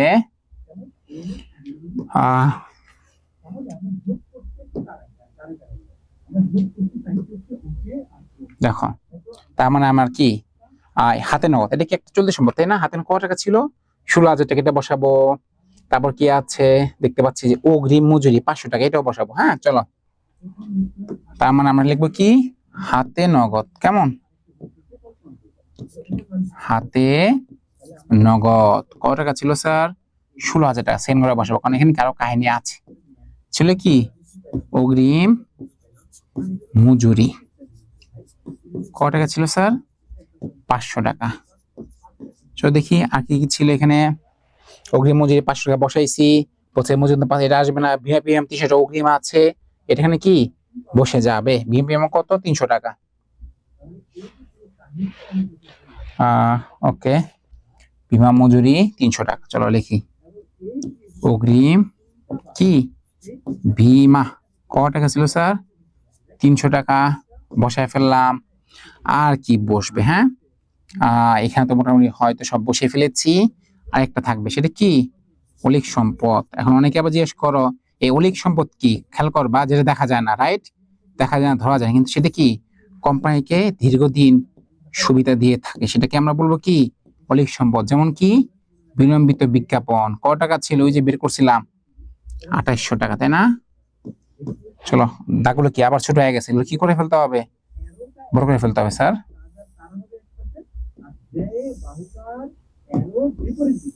চলো, তার মানে আমরা করে ফেলেছি শেষের দিকে একদম।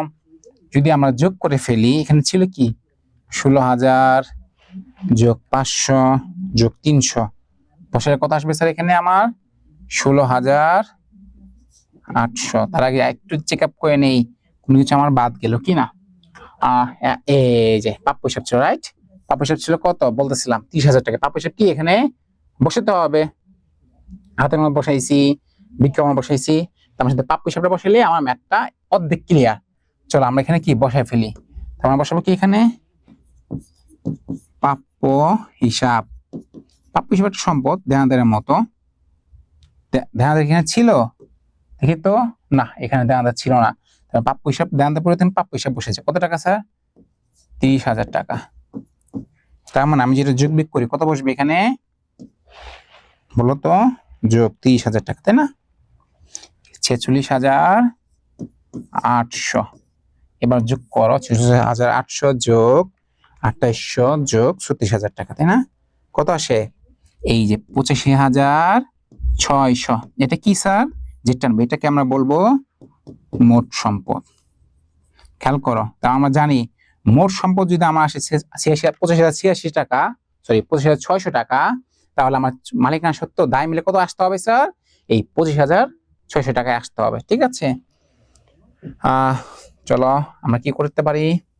কেবল কিন্তু মেথড অর্ধেক পাঠ শেষ করেছি, আর অর্ধেক করতে হবে, তাই না? এই ঘন যাবে না, আরেকটু ধৈর্য ধরো, একটু ধৈর্য ধরো। আমরা কি করছি? মোট সম্পদ যখন করেছি, এখন আমরা কি করতে হবে স্যার?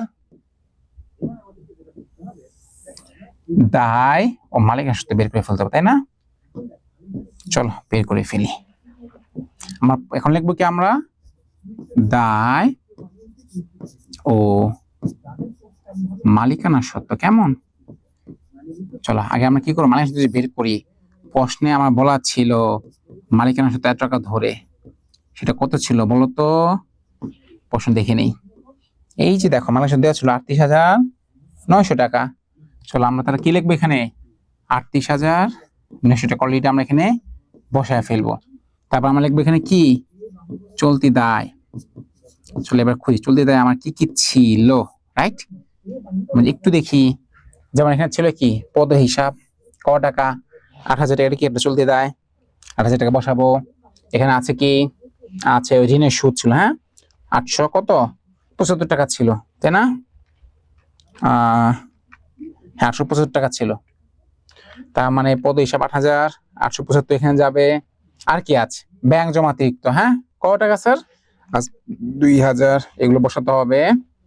আর দেখতে পাচ্ছি না, তার মানে এই করে, তাই না? চলো আমরা বসায় ফেলি। চলো দেখবো কি, পদয় হিসাব কত টাকা স্যার, 8,000 টাকা। তারপর কি ছিল, অনাদায়ী সুদ। অনাদায়ী কি, ঋণের সুদ, ক টাকা স্যার, 875 টাকা। যাবে কি, ব্যাংক জমা অতিরিক্ত, তাই না? ক টাকা, 2,000 টাকা। এখন এগুলো যে আমরা যোগ করি কত আসবে, আসবে 10,875 টাকা। আর চলে দায় শেষ, এবার কি, দীর্ঘমেয়াদী দায়, তাই না? চলো দীর্ঘমেয়াদী দায় দেখি, আমরা জানি একটাই আছে, একটু যদি দেখে নেই সেটা কি, দেখো সেটা ছিল হচ্ছে আমাদের এই 5% বন্ধকি ঋণ। ক টাকা ছিল, 35,000 টাকা, তাই না? চলো লিখে ফেলি, বন্ধকি ঋণ ক টাকা স্যার, যদি আবার দেখি 35,000 টাকা, হ্যাঁ আমরা এখানে বসাবো 35,000 টাকা। তাহলে যদি দেখি 35,000, এইটা যোগ করি 8,900 যোগ করি, কত আসে, 84,775। দেখো তো আমার এখানে সম্পদ আসছে কত, 25,600 টাকা। কিন্তু আমার এইগুলো সব যোগ করে আসতেছে কত স্যার, আসে তোমার 84,775, তাই না? তাহলে শর্ট কত, এই যে শর্ট কিন্তু হয়ে গেছে কত, 825 টাকা। কিন্তু আমরা যে শর্ট তো আমার রাখা যাবে না, তাহলে এই যে গ্যাপ, শর্ট, হ্যাঁ ঘাটতি, এটাকে আমরা বলবো হিসাব বিজ্ঞানের ভাষায়, এটাকে আমরা বলি অনিশ্চিত হিসাব। আসলে ধর কিছুই নেই, অনেক সময় ম্যাথে কি আসে, অনিশ্চিত হিসাব দিয়েও ম্যাথ মিলাতে হয়, তবে এটা সবসময় পার্মানেন্ট সমাধান না, এটা সাময়িক সমাধান। তুমি সাময়িক সময়ের জন্য এটা দিয়ে ম্যাথটা মিলে আসতে পারো বা প্রতিষ্ঠা মিলে আসতে পারে। তার মানে আমার মোট সম্পদের দায় পরিমাণ কত, 85,600 টাকা। ঠিক আছে, এটাই ছিল তোমাদের সিকিউ প্র্যাকটিস। আমরা নেক্সট ক্লাসে শুরু করবো হচ্ছে কি, এমসিকিউ অনুশীলন, এমসিকিউ বিশ্লেষণ। এই যে লেখা আছে অধ্যায় 10, তাই না? আমি বলেছিলাম যে আজকে আমাদের আলোচনা টপিক কি, অধ্যায় 10-এর সকল বোর্ড এমসিকিউ। তোমার একদম দেখতে পাবে 2024 সাল থেকে পিছিয়ে যেতে যেতে 2015 সাল পর্যন্ত, এই যে যে 9-10টা বছর, এই 9-10টা বছরে এই আর্থিক বিজ্ঞান থেকে কি কি এমসিকিউ এসেছে আমরা যদি একটু খেয়াল করি, হ্যাঁ চলো যে দেখি, ঢাকা বোর্ড 2024 সালে কয়টা প্রশ্ন আসছে, 3টা। ভাবা যায়, 30টার মধ্যে 3টা এমসিকিউ এর থেকে এসেছে। রাজশাহীতে তো আরো বাম্পার ফ্রন্ট, হ্যাঁ কয়টা, 6টা। যশোর বোর্ডে কয়টা স্যার, 4টা। কুমিল্লা বোর্ডে 2টা প্রশ্ন আসছে, চট্টগ্রামে 2টা প্রশ্ন আসছে, সিলেটে 3টা, বরিশাল বোর্ডে 2টা, দিনাজপুর বোর্ডে 6টা, ময়মনসিংহ বোর্ডে 3টা। তার মানে আমরা দেখতে পাচ্ছি মোটামুটি 2টা থেকে শুরু করে 4টা 6টা কি আছে, এক বোর্ডে এর থেকে 6টা এমসিকিউ আসছে। 23 সালে কি হয়েছে, ঢাকা বোর্ডে 5টা, রাইট, রাজশাহী বোর্ডে 5টা, যশোর বোর্ডে 4টা, কুমিল্লা বোর্ডে 4টা, চট্টগ্রাম বোর্ডে 6টা, সিলেট বোর্ডে 7টা। ভাবা যায়, বরিশাল বোর্ডে 4টা, দিনাজপুর বোর্ডে 4টা, ময়মনসিংহ বোর্ডে কি আছে, 3টা। দেখতে পেলাম এখানে কি 23 সালে কোশ্চেনটা বেশি আসতো, ন্যূনতম 3টা প্রশ্ন, এবং সর্বোচ্চ কি সিলেট বোর্ডে 7টা প্রশ্ন এখান থেকে এসেছিল। 22 সালে কি হয়েছে? 22 সালে আছে 7টা প্রশ্ন ঢাকা বোর্ডে, রাজশাহী বোর্ডে 4টা প্রশ্ন, যশোর বোর্ডে 4টা, কুমিল্লা বোর্ডে 4টা, চট্টগ্রাম বোর্ডে 6টা, সিলেট বোর্ডে 5টা, বরিশাল বোর্ডে 3টা, দিনাজপুর বোর্ডে 3টা, ময়মনসিংহ বোর্ডে 4টা। তার মানে আমরা যদি 18 সালে পরে এগুলো যদি চিন্তাও না করি, 18 সাল থেকে যদি আমি এই 2024 সাল পর্যন্ত হিসাব নিকাশ করি, দেখতে পাচ্ছি কি প্রতি বছরে বিশেষ করে ঢাকা বোর্ড, রাজশাহী বোর্ড এবং সব বোর্ডে এরা থেকে ন্যূনতম 3টা প্রশ্ন এবং সর্বোচ্চ 7টা করে প্রশ্ন আসলে কি আছে, ইতিহাস কিন্তু আছে। তার মানে এই উত্তরটা কতটা গুরুত্বপূর্ণ তোমরা খেয়াল করেছ? যে বোর্ডে ধরো 7টা প্রশ্ন আসছে, তার মানে 30টার মধ্যে 7টা প্রশ্ন আসছে একটা অধ্যায় থেকে, আর বাকি 9টা 10টা অধ্যায় থেকে আসছে কয়টা প্রশ্ন? 23টা প্রশ্ন। তার মানে এই উত্তরটা ঠিক কতটা গুরুত্বপূর্ণ এখানে কিন্তু বোঝা যায়। চলো আচ্ছা আমরা কি করব, আজকে আমরা একদম এমসিকিউ প্র্যাকটিস করব। আমি হিসাব করে দেখেছি যে মোটামুটি 33 থেকে 40টার মতো প্রশ্ন আছে। এই প্রশ্ন তুমি যদি বুঝে বুঝে সমাধান করতে পারো ব্যাখ্যা সহ, তাহলে এই অধ্যায়ে আর্থিক বিবরণীতে আটকানোর মতো কোনো প্রশ্ন নেই। আমি কিন্তু আবার বলছি কি করতে হবে, বুঝে বুঝে কিন্তু সমাধান করতে হবে। যদি তোমরা না বুঝে মুখস্থ করে বসো, আন্দাজে দাগাও, তাহলে কিন্তু পারবে না। চলো আমরা শুরু করি। আমরা কি করবো, কুইজ খেলবো। দেখো এখানে কি একটা প্রশ্ন ছিল, রাইট? দেখতে পাচ্ছ না, আমাকে জানাবা। যেমন আমি কিন্তু পাশে এখানে কিন্তু কি দিয়েছি, এই দেখো এখানে আমি সালটা মেনশন করে দিয়েছি। যেমন এই প্রশ্ন আসছে কোথায়, কুমিল্লা বোর্ডে। কত সালে আসছে? 2021 সালে আসছে। হ্যাঁ, কোশ্চেনের জন্য পড়ি, প্রতিষ্ঠানের ব্যবস্থাপনার দক্ষতা ও সার্বিক অবস্থা মূল্যায়নে অন্যতম ভিত্তি কোনটি? প্রশ্ন কি বুঝতে পেরেছ? যারা ব্যবসা প্রতিষ্ঠান দক্ষতা ও সার্বিক অবস্থা, তার মানে ব্যবসা প্রতিষ্ঠান কি ভালো চলছে না খারাপ চলছে, সে কি লাভ করছে না লস করছে, সে কেমন আছে, এই বিষয়গুলো আমরা কোথায় জানতে পারবো? অপশন এ নগদান বই, অপশন বি ব্যাংক বিবরণী, অপশন সি আর্থিক বিবরণী, অপশন ডি সাধারণ জাবেদা। নগদান বইতে আমরা কি পাই? শুধু নগদ হিসাবগুলো পাই। ব্যাংক বিবরণীতে শুধু ব্যাংকের টাকা হিসাবগুলো পাই। আর সাধারণ জাবেদা শুধু আমরা জাবেদা রেকর্ড করি, তাই না, হিসাব লিপিবদ্ধ করি। তা আমার সঠিক উত্তর কি? আর্থিক বিবরণী। কেন আর্থিক বিবরণী স্যার? কারণ এই আর্থিক বিবরণীর মধ্যে আমরা কি করতে পারি, একটা ব্যবসায়ের দক্ষতা এবং আর্থিক অবস্থা মূল্যায়ন করতে পারি, ব্যবসাটাকে লাভ না ক্ষতি আমরা বুঝতে পারি। একদম সহজ না? 2021 সালে কুমিল্লা বোর্ড এসেছিল। চলো ম্যাথও আছে আমাদের এখানে। আমরা পরে 2 নম্বর প্রশ্ন দেখি, নিচের কোনটি তরল সম্পদ? এটা কোথায় আসছে? দেখো কুমিল্লা বোর্ড 2017 সালে আসছে। আগে জানতে হবে স্যার এই তরল সম্পদ জিনিসটা কি। তুমি তরল সম্পদ যদি না বুঝো পারবা কিভাবে, তাই না? চলো জেনে নিই। তরল সম্পদ হলো সেই সকল সম্পদ যেগুলোতে একটি ব্যবসা প্রতিষ্ঠান কি করতে পারে, দ্রুত টাকাতে রূপান্তর করতে পারে। যেমন ধরো তোমার ব্যাংকে 20,000 টাকা আছে বা বিকাশে 20,000 টাকা আছে, তোমার হঠাৎ করে একটা ইমার্জেন্সি প্রয়োজন হয়ে পড়লো, তুমি কি করবা? 20,000 টাকা তুমি ক্যাশ আউট করতে পারলা না। তার মানে 20,000 টাকা পকেটে থাকা আর ক্যাশ থাকা একই জিনিস। খুব দ্রুত তুমি টাকা সেটা ক্যাশে নিজের হাতে দিতে পারবা। তার মানে এটাগুলি হচ্ছে কি তরল সম্পদ, যেগুলো দ্রুত টাকাতে রূপান্তর করা যায়। দেখো তো সুনাম, সুনাম কি টাকায় রূপান্তর করা যায়? অনেক সময় লাগবে, তাই না? ব্যবসা প্রতিষ্ঠান বিক্রি করতে হবে, তারপর তাই এটা তরল সম্পদ না। আছে কি নগদ টাকা, এই যে নগদ টাকা তোমার পড়ে যে টাকা, সে তো টাকাই, তোমার রূপান্তর করার প্রয়োজন নেই, সরাসরি টাকাতেই রূপান্তর করা আছে। তার মানে এটা কি? এটা হচ্ছে তরল সম্পদ। হ্যাঁ, জমি ও দালান কোঠা এগুলো টাকায় রূপান্তর করা যায়, কিন্তু এগুলো অনেক সময় লেগে যাবে। একটা জমি বিক্রি করার মুখের কথা না, অনেক সময়। একটা বিল্ডিং বিক্রি করার 4টিখানের কথা না, অনেক সময়ের ব্যাপার। তার মানে একমাত্র নগদটাই কি খুব দ্রুত সময়ের মধ্যে নগদ আমরা খরচ করতে পারি বা লেনদেন করতে পারি, এটি হচ্ছে স্যার তরল সম্পদ। চলো আমরা যে নেক্সট এমসিকিউতে যাই, সেটা কি স্যার? দেখো পড়ি, প্রতিষ্ঠানের আর্থিক ফলাফল ও আর্থিক অবস্থা জানার কাঠামোবদ্ধ সুশৃঙ্খল ধারাবাহিক প্রক্রিয়া কোনটি? একটু খেয়াল করো কি বলেছি। প্রতিষ্ঠানের আর্থিক ফলাফল, যে ব্যবসাটা ভালো আছে না খারাপ আছে, তাই না, ও আর্থিক অবস্থা, সম্পদ কত টাকা আছে, ব্যয় কত টাকা আছে, এগুলো আমি কোথায় জানতে পারি? অবশ্যই কি আর্থিক বিবরণী থেকে। কারণ খতিয়ান থেকে পাই আমরা কি হিসাবের ব্যালেন্স, নগদান বই থেকে নগদ টাকা হিসাব নিকাশ। আর উৎপাদন ব্যয় কি জানতে পারি? উৎপাদন ব্যয় জানতে পারি আমরা ব্যবসা উৎপাদনের ব্যয় কত। খেয়াল করবে, সবসময় বুঝবা শুধুমাত্র সঠিক উত্তর জানলে হবে না, বাকি 3টা কেন সঠিক উত্তর নয় এটা যদি তুমি জানতে পারো, তাহলে তুমি হিসাব বিজ্ঞানে হিসাব চ্যাম্পিয়ন, হিসাববিদ হয়ে দাঁড়াবা। ঠিক আছে? তার মানে আমরা জানলাম যে আর্থিক ফলাফল, আর্থিক ব্যবস্থা জানার জন্য সুশৃঙ্খল ও ধারাবাহিক প্রক্রিয়া কোনটা স্যার? এটা হচ্ছে আর্থিক বিবরণী। দেখো 4 নম্বর প্রশ্ন ছিল, বিষয়দায় বিবরণীতে কোন ধরনের আয় ব্যয় লিপিবদ্ধ করা হয়? প্রশ্ন খুবই গুরুত্বপূর্ণ, তিনটা বোর্ডে আসছে, Mymensingh board, Dhaka board, Mymensingh board. Mymensingh board 21 same প্রশ্ন, 22 সেম প্রশ্ন একদম রিপিট হয়ে গেছে। খেয়াল করেছ? তার মানে বিষয় বিবরণী বলতে কোথায়, ওই যে আমরা যে মোট লাভ নেট লাভটা বের করি না, সেটাই তো বিষয় বিবরণী। এখন এখানে আমরা কি করি স্যার, শুধু আয় ব্যয় গুলো বসাই। সেগুলো কোন যেতে, সেগুলো কি মূলধনজাত আয় ব্যয় না। মূলধনজাত আয় ব্যয় কোনগুলো, যেমন তুমি জমি কিনেছ, দীর্ঘমেয়াদী অর্থায়ন করা আছে, এগুলো হচ্ছে মূলধন জাতীয় আয় ব্যয়। মূলধনজাত প্রাপ্তি কোনগুলো, সেগুলো হচ্ছে স্যার ওই যে একটি আসবাবপত্র কিনেছ, তাই না, এগুলো কি মূলধন জাতীয় প্রাপ্তি, মানে বিক্রি করে যে টাকাটা পাইছো সেটাই মূলধন জাতীয় প্রাপ্তি। আর বিলম্বিত মূলধন জাতীয় ব্যয় তো জানোই, ওই যে বিজ্ঞাপন অনেক বছর জন্য করেছে, সুযোগ সুবিধা পাচ্ছে এখন। তাহলে দেখতে পাচ্ছি কি অপশন সি, মুনাফা জাতীয় আয় ব্যয়, যেমন হচ্ছে বিক্রয়, ক্রয়, বেতন, মজুরি, হ্যাঁ, ডক চাষ, সুখ চাষ, এগুলো কি মুনাফা জাতীয় ব্যয়, আয়। মনে থাকবে, মনে রাখবা বিশদায় বিবরণীতে আমরা যাবো, সেগুলো কি মুনাফা জাতীয় আয় এবং ব্যয়।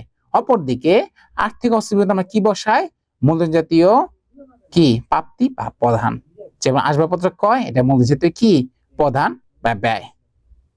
আর বিশদায় বিবরণীতে কোনগুলো বসাই স্যার, আই রিপিট, বিশদায় বিবরণীতে আমরা সবসময় কি বসাই স্যার, মুনাফা জাতীয় আয় এবং ব্যয়।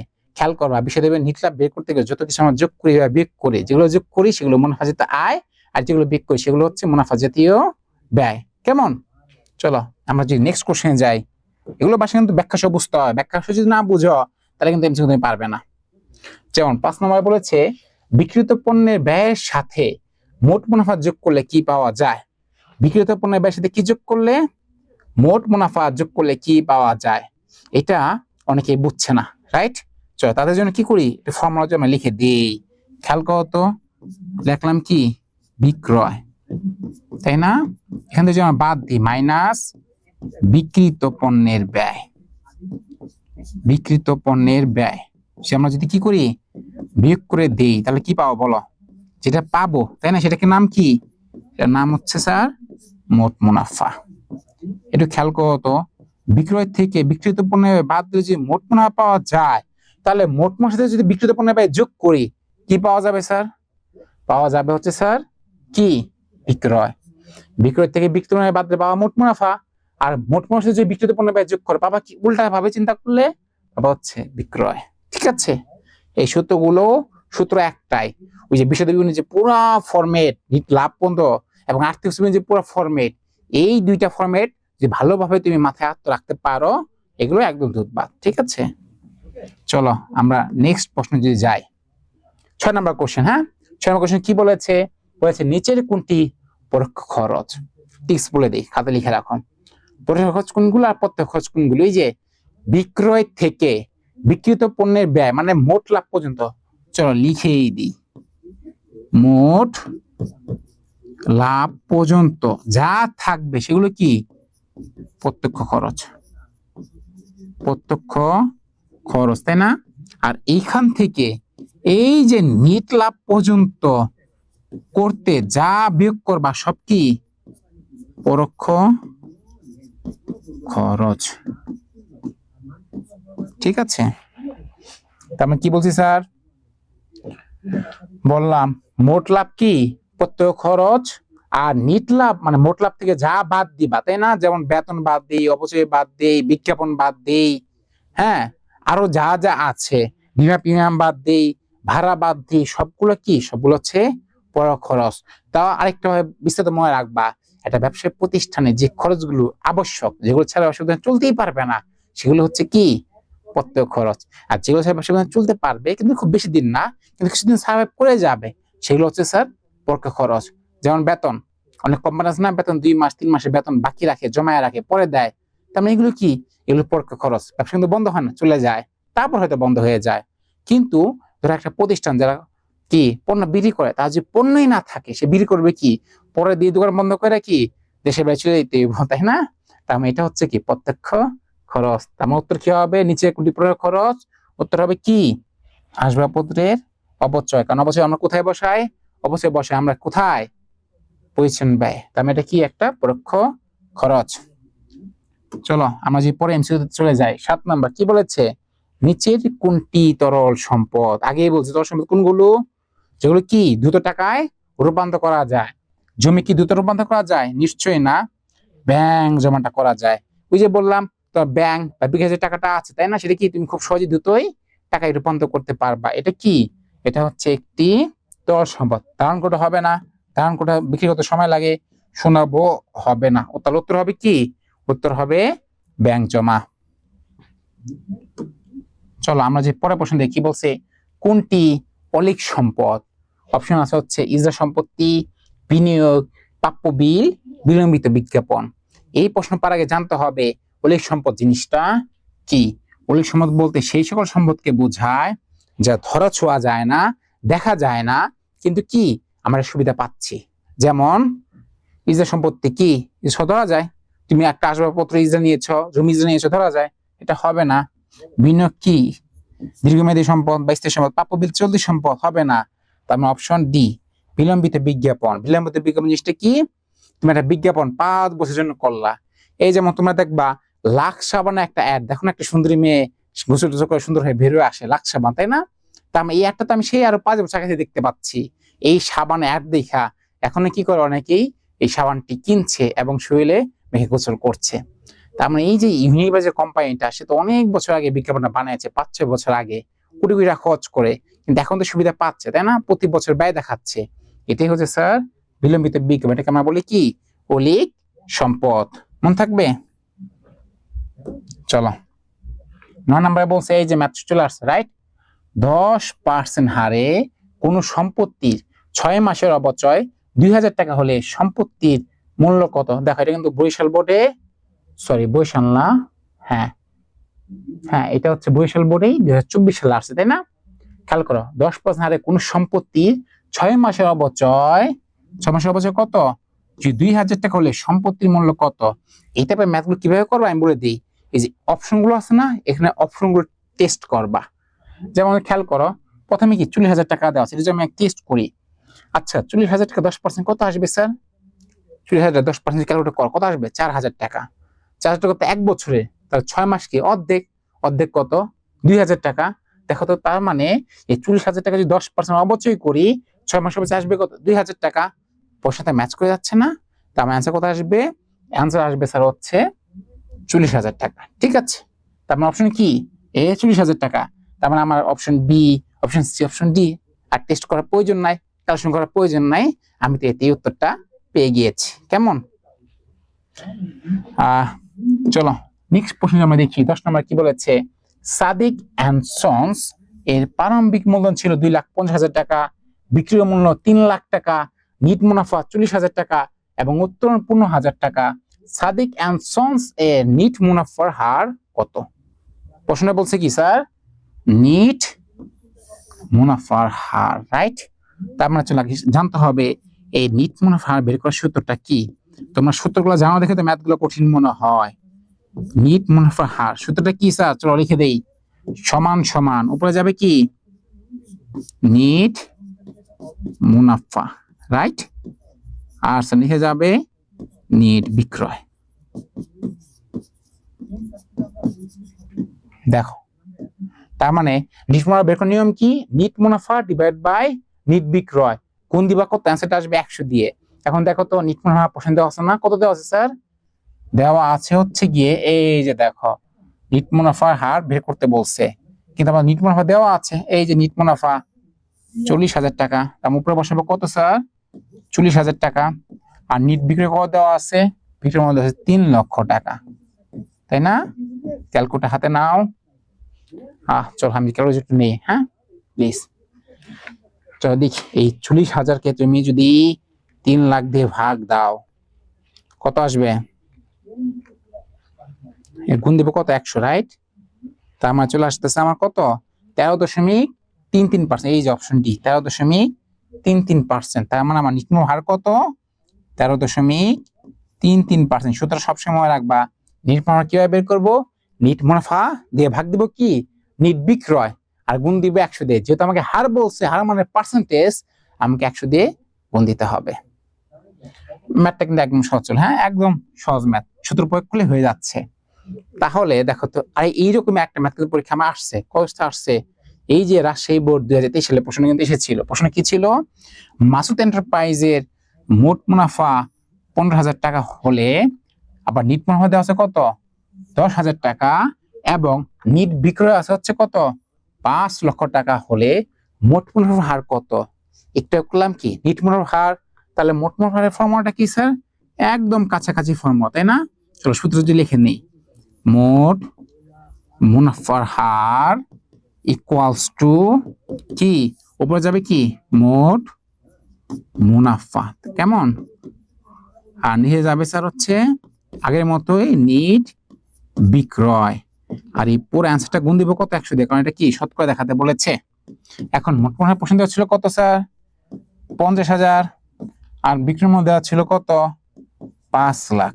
যদি আমরা গুণ করি তাহলে কত আসবে স্যার? এইটা দেখো ক্যালকুলেটর নাও, এই যে 50,000 কে ভাগ দিবা কত দিয়া 5 লাখ দিয়া, গুণ 100 আসবে 10%। দেখো তো অপশন তাহলে কি বি। এগুলো ম্যাথ, এগুলো আসলে 10% তো হয়ে গেছে, এ সি আর ডি আর টেস্ট করার কোনো প্রয়োজন নাই, দ্রুত সময় যেহেতু করতে হবে। হ্যাঁ, পরীক্ষা কিন্তু সময়টা খুব গুরুত্বপূর্ণ, টাইম ম্যাটার। মোট মুনাফার ফর্মুলাটা কি ছিল? মোট মুনাফা ভাগ কি, ভাগ হিট বিক্রয় গুণ 100। যেহেতু মোট মুনাফা প্রশ্ন দেওয়া ছিল এই যে 50,000 টাকা, আর বিক্রয় মূল্য দেওয়া ছিল 5 লাখ টাকা, ভাগ দিলাম, যে অ্যান্সারটা আসবে সেটা আমার পার্সেন্টে দেখাবো, মানে কি 10%। এমসিকিউটা শেষ।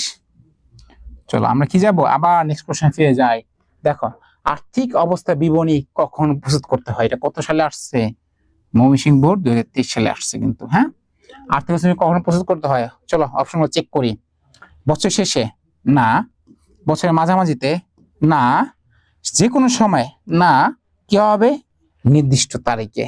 ওই যে বিষয় লিখি না 31 ডিসেম্বর 2022 সালে সমাপ্ত বছরের জন্য, তার মানে খেয়াল করি আমরা কি করি নির্দিষ্ট সময়ে করি, যে 31 ডিসেম্বর ওই দিনই করছি। আবার রেমের সময় ডেট লিখি না 30 জুন 2024 বা 2022, তার মানে নির্দিষ্ট সময় আমরা লিপিবদ্ধ করে রাখি। তার মানে আর্থিক অবস্থা বিবরণী কখন প্রস্তুত করা হয় স্যার? নির্দিষ্ট তারিখে, না শুরুতে না শেষে না মাঝামাঝিতে, কখন করি নির্দিষ্ট তারিখে। আমরা যদি 13 নম্বর প্রশ্ন সলভ করি, কি বলেছে? এগুলো সব বোর্ড কোশ্চেন। হ্যাঁ, বিষয়তায় বিবরণীতে লিপিবদ্ধ হয় না নিচের কোনটি? রাজশাহী বোর্ড 2024 সালে আসছে, খেয়াল করতে হবে লিপিবদ্ধ হয় না। তোমরা বাচ্চা যেটা করো পরীক্ষায় প্রশ্ন পাইলে পাগল হয়ে যাও, হয় নাকি না, এই না শব্দ তোমরা খেয়াল করো না। হ্যাঁ, না কিন্তু খেয়াল করতে হবে, বলছে লিপিবদ্ধ হয় না। তাহলে চলো আমরা একটু খেয়াল করি কি বলছে, মুনাফা জাতীয় ব্যয়। হ্যাঁ, এটা কি হবে? তার আগে আমি বলে নেই বিষয় বিবরণীতে আমরা কি কি লিপিবদ্ধ করি। বলছি বিষয় বিবরণীতে সবসময় কি লিপিবদ্ধ করি স্যার? মুনাফা জাতীয় আয় এবং ব্যয়। তার মানে করি না কোনগুলো বলো তো? দেখো, তার মানে করি না হচ্ছে কি, দেখো মুনাফা জাতীয় ব্যয় কি লিপিবদ্ধ করি? অবশ্যই করি। তার মানে এটা হয় না, নিচের কোনটি? এটা বাদ। বলছে মূলধন জাতীয় ব্যয়, খেয়াল করো এই মূলধন জাতীয় ব্যয়গুলো কোথায়? এগুলো আর্থিক বিবরণীতে প্রকাশ করা হয়। মুনাফা জাতীয় ব্যয়তে এগুলো কি করা হয় না, প্রকাশ করা হয় না। তার মানে বিষয় বিবরণীতে মূলধন জাতীয় ব্যয় প্রকাশ করা বা লিপিবদ্ধ করা হয় না। সঠিক উত্তর কি? সঠিক হচ্ছে 13 বি, মুনাফা জাতীয় ব্যয় বিষয় বিবরণীতে লিপিবদ্ধ করা হয় না। কোটি কোটি পাই কিন্তু অনেকগুলো ম্যাথ এমসিকিউ সলভ করে ফেলছে। হ্যাঁ, চলো এই 14 নম্বর প্রশ্ন কি, অন্যান্য ব্যয় কোনটি? অন্যান্য ব্যয় বলতে কি বোঝায়? অপরিচালন ব্যয়, রাইট? এটা কিন্তু এই যে আসছে 2024 সালে বোর্ড কোশ্চেনটি চলে আসছিল। দেখো 0 নম্বর অবলম্বন, না এটা হবে না। আমদানি শক্তি বিষয় বিকৃতপূর্ণ ব্যয় আসবে না। ব্যাংক চার্জ পরিচালন ব্যয় বসবে। এই যে খেয়াল করো মূলধনের সুদ, মূলধন কি স্যার? মূলধন ক্রেডিট, রাইট? আর মূলধনের সুদ কি? ডেবিট। তার মানে মূলধনের সুদ কি? মূলধনের সুদ হচ্ছে অন্যান্য ব্যয় বা অপরিচালন ব্যয় বসবে। অন্যান্য ব্যয় কোনটা এখানকার মধ্যে? মূলধনের সুদ। চলো আমরা আবার যদি নেক্সট দেখি কি বলছে, পরিচালন আয় কোনটি? কি বলছে স্যার? পরিচালন আয় কোনটি? অপশন এ, এবং খুব গুরুত্বপূর্ণ প্রশ্ন। দেখা হয় চট্টগ্রাম বোর্ডে 2022 সালে আসছে, ময়মনসিংহ বোর্ডে 2017 সালে আসছে, মানে কি রিপিট হয়েছে কোশ্চেন গুলো। হ্যাঁ, বলছে পরিচালন আয় কোনটি? অপশন এ ভাড়া আয়, অপশন বি পণ্য বিক্রয়, অপশন সি প্রাপ্ত ভাট্টা, অপশন ডি বিনিয়োগের সুদ। প্রথমত বিনিয়োগ সুদটা তো আসবেই না, কারণ কি বিনিয়োগ ডেবিট, বিনিয়োগ সুদ কি ক্রেডিট। এটা অপরিচালন বা অন্য আয় যাবে, এটা কিন্তু পরিচালন আয় না। খেয়াল করো, ভাড়া আয় না, পণ্য বিক্রয় না, এই যে প্রাপ্ত ভাট্টা, রাইট? এটা কিন্তু সঠিক উত্তর। তবে তোমার যে টেস্ট পেপার দিকে অনেক জায়গায় কি আছে, এই পণ্য বিক্রয়টাকে এরা পরিচালনা হিসাবে দেখিয়েছি, কিন্তু উত্তরটি ভুল। সঠিক উত্তর হবে কি প্রাপ্ত ভারটা। এটা কি? এটা হচ্ছে পরিচালন আয়। তার মানে নিচের কোনটি পরিচালন আয়? প্রাপ্ত ভারটা। ঠিক আছে, চলো আমরা যে পরের প্রশ্ন দেখি। 16 নম্বরে বলেছি কি, যদি মোট মুনাফা 85,000 টাকা, পরিচালন ব্যয় 27,500 টাকা, অন্যান্য আয় 12,500 টাকা হয়, তবে নিট মুনাফা কত? রাইট, নিট মুনাফা কত? সেটা আমরা কিভাবে করব? আমরা জানি নিট মুনাফা ক্ষতি বের করার একটা কি আছে, ফর্মুলা আছে। চলো ফর্মুলাটা আমরা লিখে নেই। রাইট, কি লিখবো? প্রথমে লিখতে হবে কি স্যার? মোট মুনাফা। এর সাথে আমরা যোগ করি কি স্যার? এর সাথে আমরা যোগ করি পরিচালন আয়। রাইট, পরিচালন আয়। এখানে আমরা বাদ দিই কি স্যার? বাদ দিয়ে আমরা পরিচালন ব্যয়। আবার এর সাথে যোগ করি আমরা অন্যান্য বা অপরিচালন আয়। রাইট, এখানে বাদ দিব মাইনাস অন্যান্য ব্যয় বা পরিচালন ব্যয়, অপরিচালন ব্যয়। যদি বাদ দিই তাহলে যেটা পাবো সেটা কি আমার নিট মুনাফা বা নিট লাভ বা নিট ক্ষতি। দেখো ফর্মুলা কি? আমরা জানি মোট মুনাফা থেকে যদি পরিচালন আয় যোগ করি, পরিচালন ব্যয় বিয়োগ করি, অন্যান্য আয় যোগ করি, অন্যান্য ব্যয় বিয়োগ করি, তার যাবো সেটা কি স্যার? সেটা হচ্ছে আমার এই পরিচালন নিট মুনাফা। হ্যাঁ, তার দিকে আমার কি দেওয়া আছে? আমার এখানে মোট মুনাফা দেওয়া আছে ক্যাপিটাল 25,000 টাকা। রাইট, পরিচালন ব্যয় কি হবে স্যার? এই যে পরিচালন ব্যয় মোট মুনাফা কি হয়? বিয়োগ হয়। তার মানে বিয়োগ করবো কত? 37,500। আছে অন্যান্য আয়, এই যে 12,500। কি করবো আমি? অন্যান্য আয় যোগ করে ফেলবো, যদি 3টা ছিল যোগ বিয়োগ করবো। রাইট, অন্যান্য আয় কত আছে? 12,500। অ্যান্সার আছে 60,000 টাকা। আমার অপশন সি। অ্যান্সার কত আসবে? 60,000 টাকা। এই ফর্মুলাটা মনে রাখবা। হয়তো এখানে পরিচালন আয় দেওয়া নাই বা অন্যান্য ব্যয় দেওয়া নাই, যদি থাকতো তাহলে আমরা কি একটা যোগ করতাম, একটা বিয়োগ করতাম। ঠিক আছে, তার মানে চলো আমরা 17 নম্বর কোশ্চেন যদি দেখি, নিচের কোনটি মালিকানা সত্ত্বকে বৃদ্ধি করে? রাইট, তার মানে এটা কিন্তু বোর্ড কোশ্চেন, এই 2024 সালে আসছে। তার মানে নিচের কোনটি মালিকানা সত্ত্বকে বৃদ্ধি করে? যখন আমরা চেক করি উত্তোলনের সুদ, এটা কি আসবে না? উত্তোলন তো মালিকানা সত্ত্বকে কমায় ফেলে, তাই না? তার মতো সুদ কি আরো কমায় ফেলবে? এটা তো হবে না। সাধারণ সঞ্চিতি, ইয়েস, এই যে সাধারণ সঞ্চিতি। রাইট, এটা কি করে? এটা উত্তোলনকে হ্রাস করে, মানে মালিকানা সত্ত্বকে হ্রাস করে। সরি, বলছে নিচের কোনটি মালিকানা সত্ত্বকে বৃদ্ধি করে, তাই না? তার মানে কি সাধারণ সঞ্চিতি কি করবে? সাধারণ সঞ্চিতি বৃদ্ধি করে বসে। কিভাবে? মালিকানা সত্ত্ব বের করার ফর্মুলা ছিল না? চলো ফর্মুলাটা আমি লিখে দিই তোমাকে। ফর্মুলাটা কি ছিল? প্রথমে কি বসে স্যার? মূলধন। রাইট, এর সাথে আমরা যোগ করি কি অতিরিক্ত মূলধন যোগ করি, তাই না? আমরা যোগ করি কি? যোগ করি মূলধনের সুদ, বিয়োগ করি উত্তোলন। রাইট, বিয়োগ করি উত্তোলনের সুদ, এটা তো আমরা বিয়োগ করি, তাই না? আমরা যোগ করি কি নিট লাভ। আমরা আরেকটা যোগ করি কি সাধারণ সঞ্চিতি। খেয়াল করো, এই যোগ করার পর যা পাই সেটাকে আমরা বলি কি মালিকানা সত্ত্ব। তাহলে হয়তো সাধারণ সত্ত্ব আমরা যোগ করছি, যেহেতু যোগ করছি তার মানে কি স্যার? আমরা এটাকে মালিকানা সত্ত্বকে বৃদ্ধি করে ফেলছে। অতিরিক্ত মূলধন যদি থাকতো সেটা কি বৃদ্ধি করতো, কিন্তু এখানে তো অপশন নেই। অপশন আছে কি উত্তোলনের সুদ। দেখো উত্তোলনের সুদ মাইনাস করছি না, মানে হ্রাস করে ফেলে। জীবনব্যাপী প্রিমিয়াম, উত্তোলনের অপর নাম কি? জীবনব্যাপী প্রিমিয়াম, একই নাম। রাইট, মাথায় রাখবা। আয়কর, আয়কর এগুলো কি সব একই কথা। উত্তোলনের কি সিনোনিমস, এগুলো সব হ্রাস করে, শুধুমাত্র একমাত্র সাধারণ সুদ কি করে? মালিকানা সত্ত্বকে বৃদ্ধি করে ফেলে। 18 নম্বর কি বলেছে? 18 নম্বর বলছে নিচের কোনটি সঠিক? মুনাফা মূলধনের অংশ। আসলে কি তাই? মুনাফা কি মূলধনের অংশ? চলো আগে বাকি অপশনগুলো আমরা পড়ে নিই। মুনাফা কিসের অংশ? মূলধনের অংশ। Option A. অপশন বি তে বলছে না, মুনাফা মূলধনের হ্রাস ঘটায়। জীবনও না, মুনাফা মূলধনের হ্রাস ঘটে না। মুনাফা মূলধনের কি ঘটায়? বৃদ্ধি ঘটায়। অপশন হবে না। সি তে বলছে মূলধন শুধু মুনাফা থেকে আসে না। অপশন ডি তে বলছে কি উত্তোলন মূলধনের হ্রাস ঘটায়। কথা কিন্তু সত্য, তাই না? উত্তোলন কি করে? মূলধনের হ্রাস ঘটায় না? ওই যে একটু আগে আমি ফর্মুলা লিখে দিয়েছিলাম, কোথায় সেটা? আবার ফিরে যায়, দেখো এই যে লিখে দিয়েছিলাম। মূলধন কি করে? দেখো তো, যোগ করে, রাইট, বাড়ায় ফেলে, মানে সেটাকে বৃদ্ধি করে ফেলে। তার মানে আর উত্তোলন কি, উত্তোলন মূলধনের হ্রাস ঘটায়। এই যে দেখো, এই যে উত্তোলন কি করছে আমি এখানে, স্যার এখানে যে মাইনাস করে দেখাই দিচ্ছে, মাইনাস মানে কি, এটা হ্রাস করে ফেলছে, দেখতে পাচ্ছ, যে হ্রাস করে ফেলে, তার মানে আমার অপশন ঠিক, যে উত্তোলন মূলধনের হ্রাস ঘটায়, এটা সত্য। দেখো নিচের কোনটি চলতি দায়, চলতি দায় বলতে আমরা কি বোঝায়, যে দায়গুলো কি 1 বছর বা তার কম সময়ের জন্য, সেগুলোকে আমরা বলি কি চলতি দায়। যেমন ব্যাংক ঋণ না, এটা বিশাল দীর্ঘমেয়াদী, তাই না?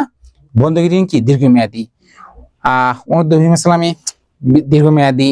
এই যে অনপরিচিত আয়, এটা কি চলতি দায়। অনপরিচিত আয় বলতে কি বোঝায়, ধরো তুমি একজন ডাক্তার, রাইট, বা তুমি একজন উকিল, তুমি একজন ডাক্তার বা উকিল, যেটা তুমি ধরতে স্বচ্ছন্দ বোধ করো, তুমি ডাক্তার, তুমি একটা পেশেন্টে কি করছো, অ্যাডভান্স টাকা নিয়ে রাখছো, 1000 বিজির টাকা নিয়ে ফেলছো, কিন্তু তুমি তাকে এখন সেবা দাও নাই। তুমি তাকে এখন সেবা দাও নাই, তার মানে ধরো এখন তুমি কোনো অসুস্থ হয়ে গেলা, বা তোমার পারিবারিক সমস্যার কারণে তুমি তাকে সেবা দিতে পারছো না, তার টাকাটা তোমাকে তাকে ব্যাক দিতে হবে না, ফেরত দিতে হবে কিনা বলো? তুমি তাকে টাকা নিয়ে নিচ্ছ কিন্তু সেবা দাওনি, তার মানে তুমি তার কাছে দায়বদ্ধ। এই যে তুমি টাকা গ্রহণ করলা, সেবা দাওনি, এটাকে বলে কি, এটাকে বলা হয় অনবর্জিত আয়। এটা কি একটা চলতি দায়, যে তোমাকে পরিশোধ করতে হবে। আর বাকি 3টা অপশন ছিল কি, বাকি 3টা ছিল হচ্ছে তোমার দীর্ঘমেয়াদী ঋণ। চলো বলছে প্রাপ্য বিল আর্থিক অস্তিত্বের কোন অংশে থাকে, এগুলো আমরা সবাই জানি, কোন অংশে থাকে প্রাপ্য বিল, প্রাপ্য মানে পায় নাই, পাবো, সুবিধা পাবো, ভোগ করব, তাহলে কি এটা চলতি সম্পদ, ঠিক আছে। এটা সিলেট বোর্ডে 2023 সালে এসেছিল কিন্তু। দেখো 21 নম্বর কি বলেছে, 21 নম্বর বলেছে জনাব ফিফাত 2021 সালের 1 জানুয়ারি 1 লক্ষ টাকা যন্ত্রপাতি ক্রয় করেন। যন্ত্রপাতি সংস্থাপন খরচ 7,000 টাকা। 5% অবচয় ধরা হলে জনাব রিফাতের যন্ত্রপাতি অবচয় কত? এটা কিন্তু এই যে বরিশাল বোর্ড 2024 সালে লেটেস্ট কোশ্চেন, হ্যাঁ 2024 সালে এসেছিল কিন্তু। দেখো অঙ্ক প্রশ্নটা কিন্তু অনেকে আতঙ্কিত হবা, কিন্তু ভয় পাওয়ার কিছু নেই, প্রশ্ন কি খুবই সহজ। আর বেশিক্ষণ নেবো না, আর 10 মিনিট, আর 10 মিনিট শেষ হয়ে যাবে আশা করি। তার মানে জনাব রিফাত কি করছে, একটা যন্ত্রপাতি কিনছে, কিন্তু যন্ত্রপাতির সাথে যোগ হবে কি, এই যে সংস্থাপন মূল্য। তার মানে কেন, কারণ যন্ত্রপাতি কিনছে 1 জানুয়ারি, যন্ত্রপাতি তুমি কিনলা, তুমি ব্যবহার করতে পারছো না, তাই না? তুমি যখন সেট আপ করে ফেলবা, একদম গুছিয়ে ফেলবা, লাইন দিবা, বিদ্যুৎ সংযোগ দিবা বা গুছাবা, তখনই না তুমি মেশিন বা যন্ত্রপাতি ব্যবহার করতে পারবে। তার মানে তোমার সেদিন থেকে ব্যবহার হচ্ছে, সেদিন থেকে তোমার অবচয় হওয়া শুরু করবে, অবচয় হিসাব করবা, এর আগে করার তো সুযোগ নেই, তাই না? তার মানে যন্ত্রপাতি কিনছি কত, 1 লাখ টাকা, কিন্তু এর সাথে আমার সংস্থান ব্যয় হয়েছে কত, 7,000 টাকা। তার মানে 1,07,000 টাকা কি হবে, আমার 5% অবচয় ধার্য করি, চলো 5% অবচয় করি, কত আসে, হচ্ছে তোমার 5,350 টাকা। কিন্তু 5,350 টাকা কি এখানে বসাবো, চিন্তা করো তো, বসাবো কিনা? হ্যাঁ বসাবো, কারণ কত, 1 জানুয়ারি কিনে, যদি জুনে কিনতাম তাহলে এটা অর্ধেক 6 মাসে আসতো, যদি 1 জানুয়ারি কিনেছি তাহলে আসবে কত, এই 5,350 টাকা, অপশন এ। আবার বলছি, যন্ত্রপাতি 1 লাখ টাকা, সহজ তোমার 7,000 টাকা, আর তোমার 1,07,000 টাকা যন্ত্রপাতি মোট মূল্য, এর হচ্ছে 5% করে কত আসবে, 5,350 টাকা। এটা হচ্ছে যন্ত্রপাতি মানে রিফাতের যন্ত্রপাতির অবচয়। চলো এরপরে 22 নম্বর ছিল কি, একই কোশ্চেন টাইপের, এটা আবার ঢাকা বোর্ড 2024 সালে এসেছিল, তাই না? জনাব রিফাত 2021 সালের 1 জানুয়ারি 1 লক্ষ টাকা যন্ত্রপাতি ক্রয় করেন, যন্ত্রপাতির সংস্থাপন খরচ 7,000 টাকা, 5% অবচয় ধরা হয়, যন্ত্রপাতির সংস্থাপন ব্যয় ধারা নিচের কোনটি প্রভাবিত হবে? এই যে খেয়াল করো, যন্ত্রপাতির সংস্থাপন ব্যয় ধারা নিচের কোনটি প্রভাবিত হবে?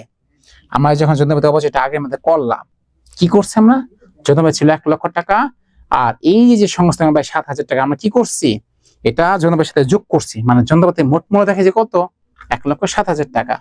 তার মানে আমি তো 7,000 টাকা এই সংস্থান ব্যয় আমি যন্ত্রপাতির মধ্যে ধরে ফেলেছি, তার মানে এটা কি, এটা সম্পদকেই প্রভাবিত করবে, কারণ আমরা জানি যন্ত্রপাতি কি, যন্ত্রপাতি হচ্ছে সম্পদ, রাইট। চলো 23 নম্বর বলছে কি, কোনটি অনুসারে আর্থিক বিবরণী প্রস্তুত করা হয়? চমৎকার প্রশ্ন, এটা কিন্তু দেখো অনেকগুলো বোর্ডে আসছে না, সিলেট বোর্ড 2021 সালে আসছিল, বরিশাল বোর্ড 2023 সালে আসছিল, মানে কি রিপিট কোশ্চেন গুলো হয়।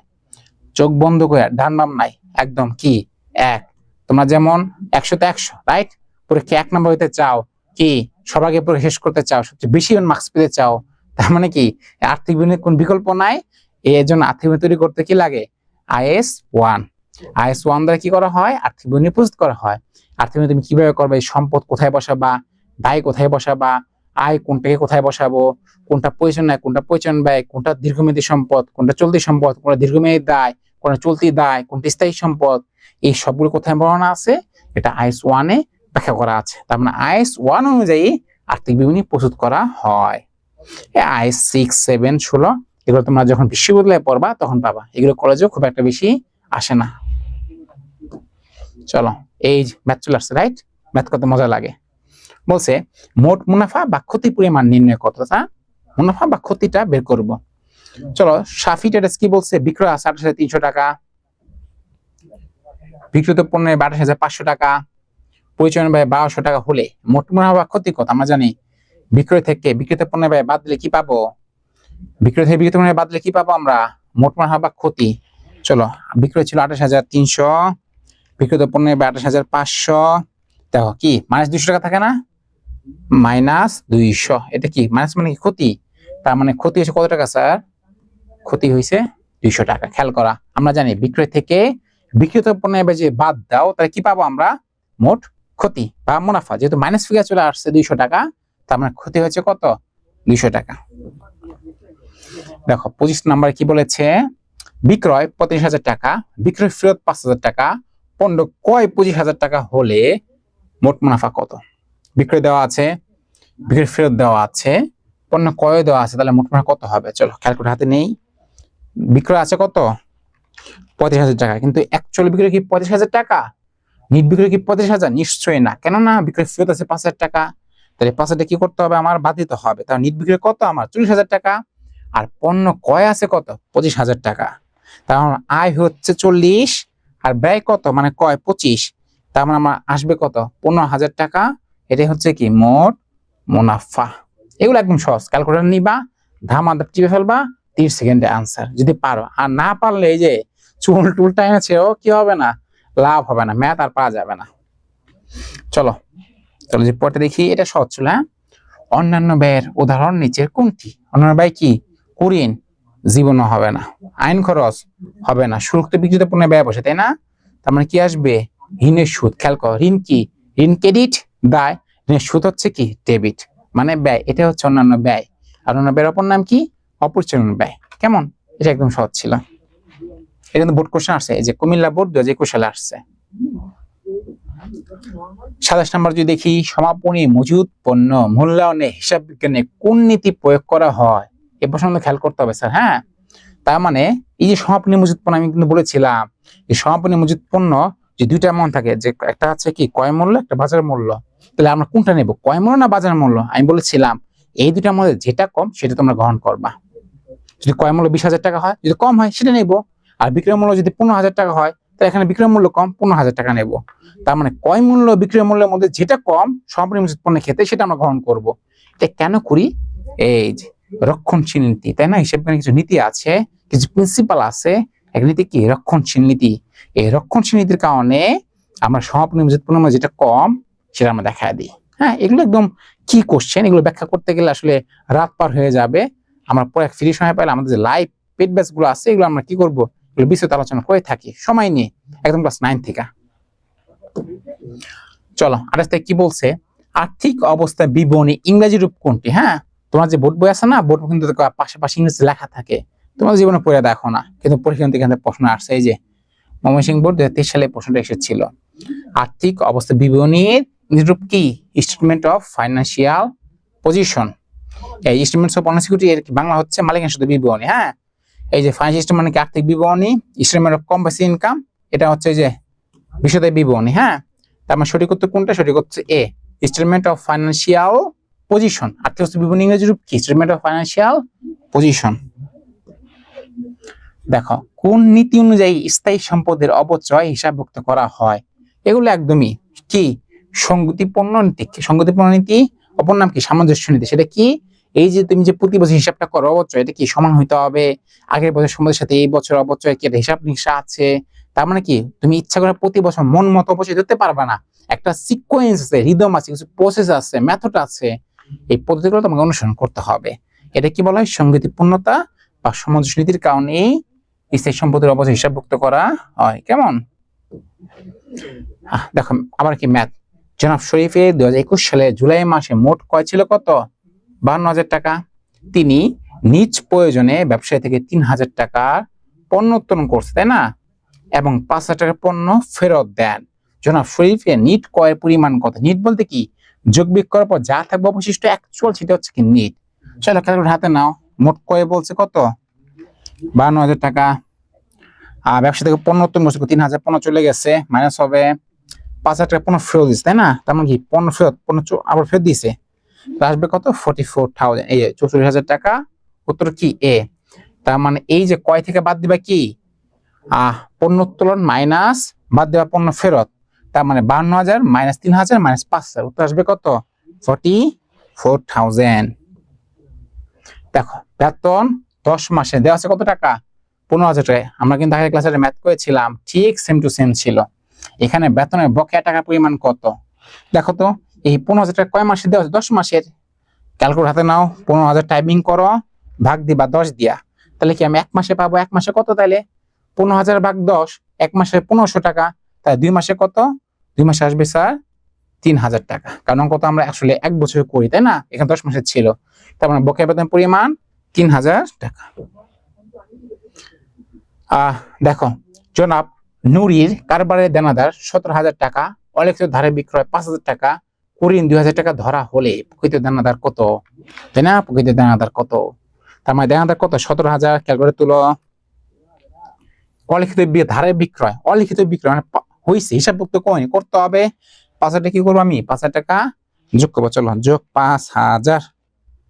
কুরিনটা কি করবো আমি? বাদ দিয়ে দিব, রাইট? মাইনাস 2,000, তাহলে কত আসবে? অ্যান্সার আসবে স্যার 20,000 টাকা। এটা হচ্ছে প্রকৃত দেনাদার। তার মানে সকল কিছু বাদ দেওয়ার পর দেনা থেকে কত টাকা পাবো? দেনা থেকে 20,000 টাকা আমি দেনা থেকে গ্রহণ করব। কেমন? দেনা থেকে অলিখিত বা ধারে বিক্রয় যোগ করবা, কুইন গুলা বিয়োগ করবা, যা পাবা সেটা কি? প্রকৃত বা নিট দেনাদারের পরিমাণ। 33 নাম্বার সম্ভবত এটা লাস্ট আজকের মতো। মানে এই অধ্যায়ে অনেকগুলো আসলে এমসিকিউ সলভ করে দিলাম। বলছে নিট বিক্রয় বের করতে কোনটি যোগ করতে হয়? বিক্রয় বাট্টা, জীবন বিক্রয় বাট্টা কি করতে হয় আমরা জানি? বিয়োগ করতে হয়। বিক্রয় পরিবহন না, বিক্রয় ফেরত না, বিয়োগ করতে হয়। এই যে অলিখিত পণ্য বিক্রয় কি করতে হবে স্যার? অলিখিত পণ্য বিক্রয় যোগ করতে হবে। ঠিক আছে, আজকে এই পর্যন্তই। আমরা কি করছি? অনেকগুলো এমসিকিউ সলভ করে ফেলছি, তাই না? বুঝে ধরতে হবে। থ্যাংক ইউ তোমাদের সবাইকে, দেখা হবে নেক্সট ক্লাস। হ্যাঁ, আমরা পরে কি আরো অনেক এমসিকিউ সলভ করব। তোমরা এই ক্লাসগুলোতে থাকার চেষ্টা করবা আর শেয়ার করে দিও। হ্যাঁ, ওকে, আল্লাহ হাফেজ, শুভকামনা, শুভরাত্রি তোমাদের সবাইকে, ভালো থেকো, আসসালামু আলাইকুম।